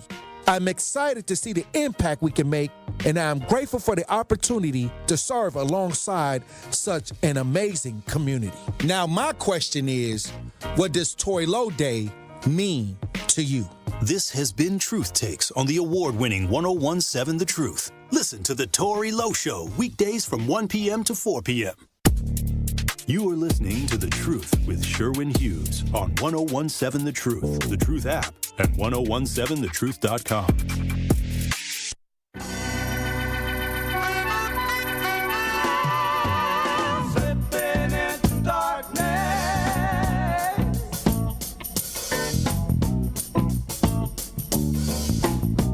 833-212-1017. Let's talk to Keisha. You're on 1017 The Truth. How are you, Miss Keisha? Hey. I feel like, did you hear what I had said? I feel like it go back to like with Trump being in office. Trump did not need to be the president no more. I feel like, and he just do too much. I feel like he just do too much. He's not thinking realistically. Like, he does not think realistically. Like you said, it go back like years. Some people, grandparents and their mamas and their dads was like slave owners or just still racist. Like, it just played a whole huge part.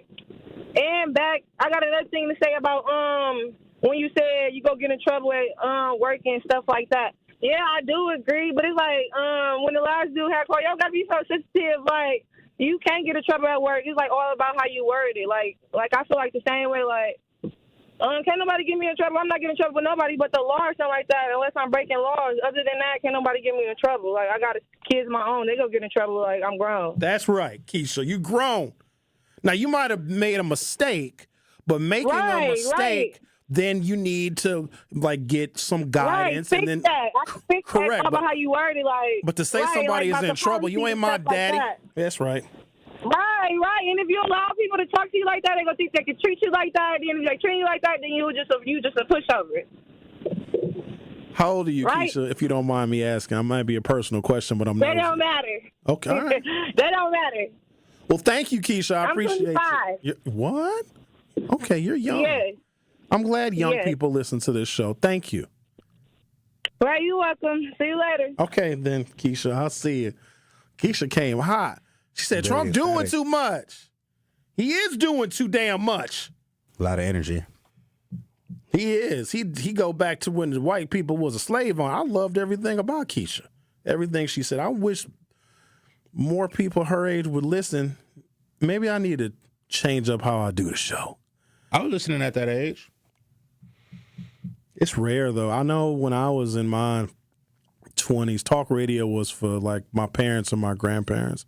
My granddad, I grew up listening to talk radio with my grandparents because my granddad listened to Al Sharpton growing up. Yeah, if you got older folks around you that listen to it. Yeah, it wasn't really for me, but also there are more people that are consuming media because, back then you didn't really have as much media as you have right now. And I think a saturation of media furthers people's interest in all media. So if you only had a handful of television stations, and then the TV stations would go off at like 11 o'clock at night, so you couldn't even consume media 24 hours a day, 7 days a week. You had no podcast. You didn't have any YouTube. You certainly didn't have any social media. So when you have limited media, I think that you actually have a more limited audience when you saturate with all different kinds of media. Because some people only get their news from TikTok. Some people are only on Facebook. Some people only listen to the radio. Some people only watch TV. They watch the morning news and the evening news. So I think the more media options we have, the better our ability to fit in with other people's lifestyles. Here's another example. Have you guys ever seen, like, I don't know what to call them. They probably have a name like food strips. That's probably a really bad name. But you'll have like a KFC next to a Taco Bell, next to a McDonald's, right by a Wendy's. So an area would be like Highway 100 in Silver Spring. You got that Taco Bell over there. They used to have like a crab boil joint right around the corner in that strip mall right there. Domino's, Rick said, KFC, right? And you would think, well, damn, how are these individual restaurants doing well when there's so many choices over here? When you saturate an area with fast food, and there'll be, North Avenue would be another one. So between like 55th and 72nd and North Avenue, Dairy Queen, McDonald's, KFC, you got my Chinese joints, you got a Taco Bell, you got one of my favorite down-home Greek restaurants, Cosmos Cafe, you got that Chinese buffet. So whenever you have an overwhelming amount of restaurants, you know what it does? It just brings more people to the area in general. So they all make more money. So if you put a Wendy's next to a Taco Bell, as opposed to having just a Wendy's and nothing else near it, both the Wendy's and the Taco Bell are going to make more money than if it was just one Wendy's and one Taco Bell. Let's talk to Al from Sherman Park. How are you today, Al from Sherman Park? I'm doing well, Sherwin. I keep hearing this fantasy that these rural hospitals are going to close. The Republicans put in $68 billion to prop up rural hospitals, and that's in the new bill. But the problem isn't really with the rural hospitals, because that's not where you really get your professional care for your surgeries, like your heart and all that stuff. If you get into an automobile and you need high-level care, you have to fly into the regional hospitals. You have to be transported into the regional hospitals, like Appleton, maybe Green Bay. How's it going to happen if somebody has a stroke, Al? If somebody has a stroke, and where the acronym is FAST, where you have to get to the hospital immediately, ain't nobody flying. The stroke victim will be paralyzed and dead before the airplane even comes. Right now, rural hospitals are getting, they don't have, listen to me, I'm not going to argue with you about stuff that you feel emotional about, but I'm factual about. Rural hospitals are right now hanging on by a thread because they don't have a lot of private pay insurance holders in those areas. Those hospitals are receiving an overwhelming amount of Medicaid dollars, and we know that millions of people are going to lose or have reduced Medicaid coverage. So the hospitals that are just, and this does not make whole those rural hospitals. If anything, that money for quote-unquote rural hospitals is going to the state. The state can allocate that money anywhere it wants to. The state can allocate that money to highways. So there is no guarantee the rural hospitals that are getting the majority of their revenue to stay open from Medicaid are going to be able to stay open with whatever influx of dollars that Donald Trump allocated in the bill. And if that's the case, when do those dollars come? Those dollars may not be phased in for several years when those hospitals are already closed. Here's the other thing. If the hospital closes and then the federal money comes in, they don't reopen them. They stay closed. Sure. One of the roles that I play is I page for when they need to do trauma transport to our various hospitals in the system that I work for. Where do you work, though? I know this. Where do you work? I'm not going to tell you. You work in Milwaukee. Tell you, but you don't work in a Schwabenon. You don't work in Marathon County. Is that correct? Do you work in a rural area? Do you service rural hospitals? Our hospital systems run throughout Wisconsin. Okay. And are the hospitals that receive private pay probably propping up and being able to assist the hospitals that are receiving majority Medicaid funding? I'm just curious. All hospitals receive private pay if you have insurance. Okay? Correct, but I'm trying to tell you that poor people. Okay, I'm not going to argue with you. Poor people, can we just agree on this? The poor people don't have private pay insurance because they can't afford it. They get Medicaid because Medicaid is a program in which low-income people can get health care. And if Medicaid is cut, then those low-income people whose only source of health insurance is through Medicaid, if that gets reduced, then the hospitals that rely on those Medicaid patients are going to close. This was communicated thoroughly by the Democrats in Congress. That's not even a secret. Don't even take my word for it. Look at the number of rural hospitals that have closed in the last 10, 15, 20 years. They haven't been able to survive even with Medicaid funding being increased by Democratic presidents.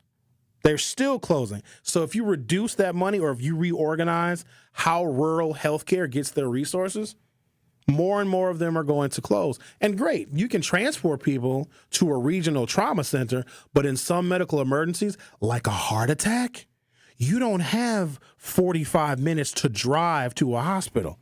Plus, a lot of those rural areas don't even have ambulance services. And it's insane to think that in a state of 5.8 million people, if somebody has a medical emergency in northern Vilas County, that someone is going to send a helicopter and then transport them several hours away to the regional hospital in Wausau and think that person is going to survive. No, a lot more people are going to die.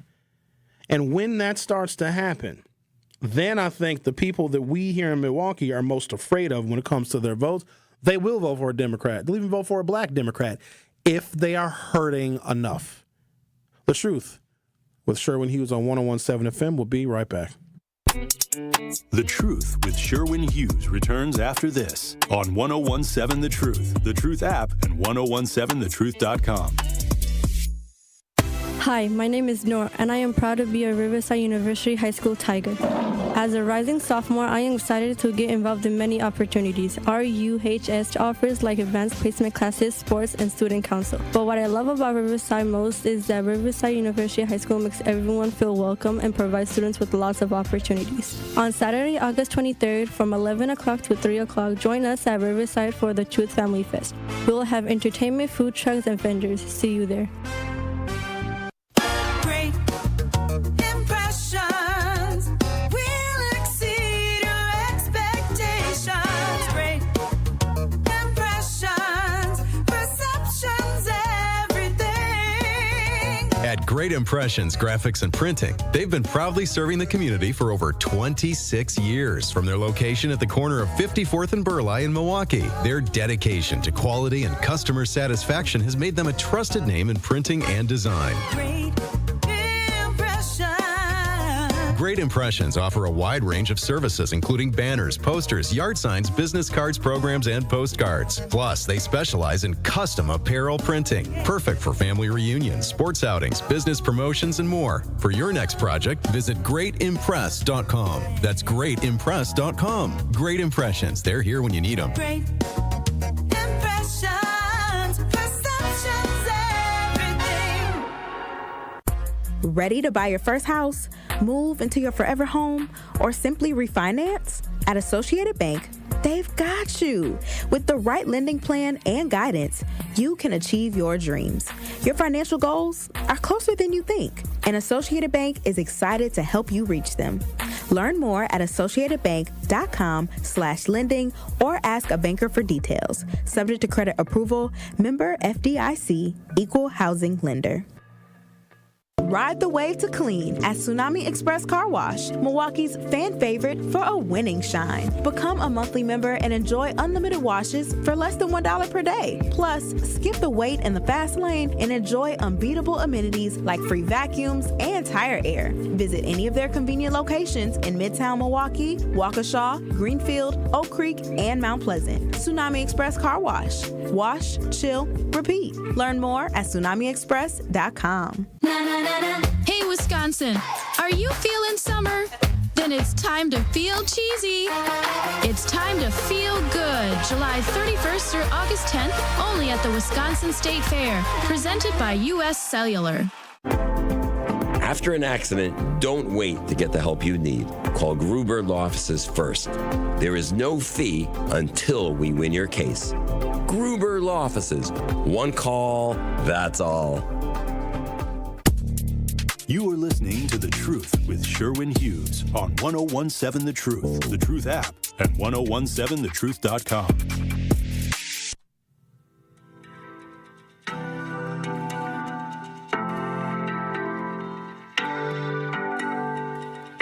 Truth Nation, please join us at our third annual Truth Family Fest on Saturday, August 23rd from 11 a.m. until 3 p.m. at Riverside High School. Admission to Truth Family Fest is absolutely free and a great place to have fun and celebrate with family and friends while also enjoying some great music and amazing food. So make sure to save the date for our third annual Truth Family Fest on Saturday, August 23rd from 11 a.m. to 3 p.m. at Riverside High School. Bring it over to my place. You be like, baby. All right, let's see what we got here. Everybody calling at once. Damn show almost over, y'all. We'll try and get some of these little calls in before the show is over. This is me personally,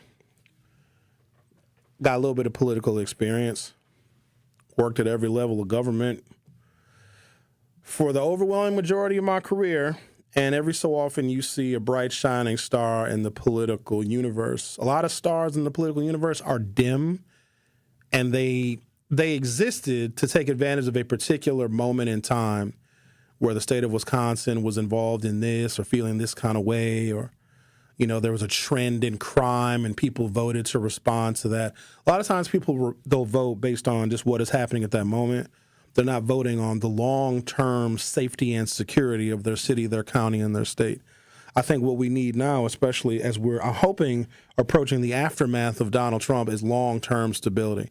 I think that the American people will get tired of scandals. They'll get tired of accusations. They'll get tired of scapegoating people. If you're going to say, that these illegal migrants are taking your jobs. And if you are jobless because the economy is getting more automated or more companies are choosing overseas labor because it's cheaper, and people are feeling that pain, they're hurting financially, right? And if you tell them, hey, the reason why you're hurting is because all these Mexicans and these illegal migrants are taking your jobs and they're taking all these benefits, right? If you tell people that, they'll vote for the person who has an answer to their pain. But here's what's going to ultimately happen.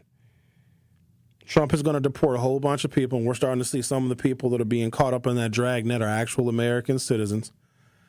And if the people that voted for Trump, for that reason alone, it was a lot of people that voted for him for that, because they were hurting financially, economically, their job opportunities are dim. And Trump said, no, it's these Mexicans. Once we get the Mexicans out of here, you're going to be fine. You're going to get your jobs back. And when that doesn't happen, when Trump promised to rebuild the American economy with tariffs, and there's no American companies that can bet on a multi-decade, multi-billion-dollar investment to reinvigorate their companies here because Donald Trump can change his mind, then the tariffs are off. When people that voted for Donald Trump realize that they're no more employed after the Mexicans are gone than when they were here, when people who live in rural areas are seeing their SNAP benefits cut and they can't feed themselves and their families, when people in rural areas that voted for Donald Trump are seeing their limited health care resources and their hospitals closed because Donald Trump cut Medicaid because it's a program for poor people,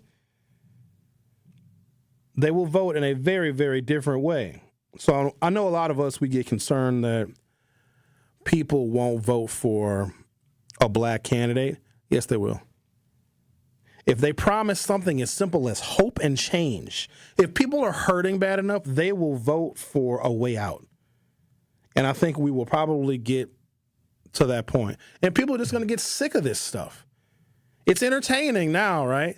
But then when more and more people are filing for unemployment benefits and they fall deeper and deeper into poverty and there are no more resources because all of the resources that were there, all of the money, all of the benefits that were there that you were told were being taken by Mexicans actually went to people like Elon Musk to give him a tax break, I think people are going to say, you know what, we got to go in a different direction.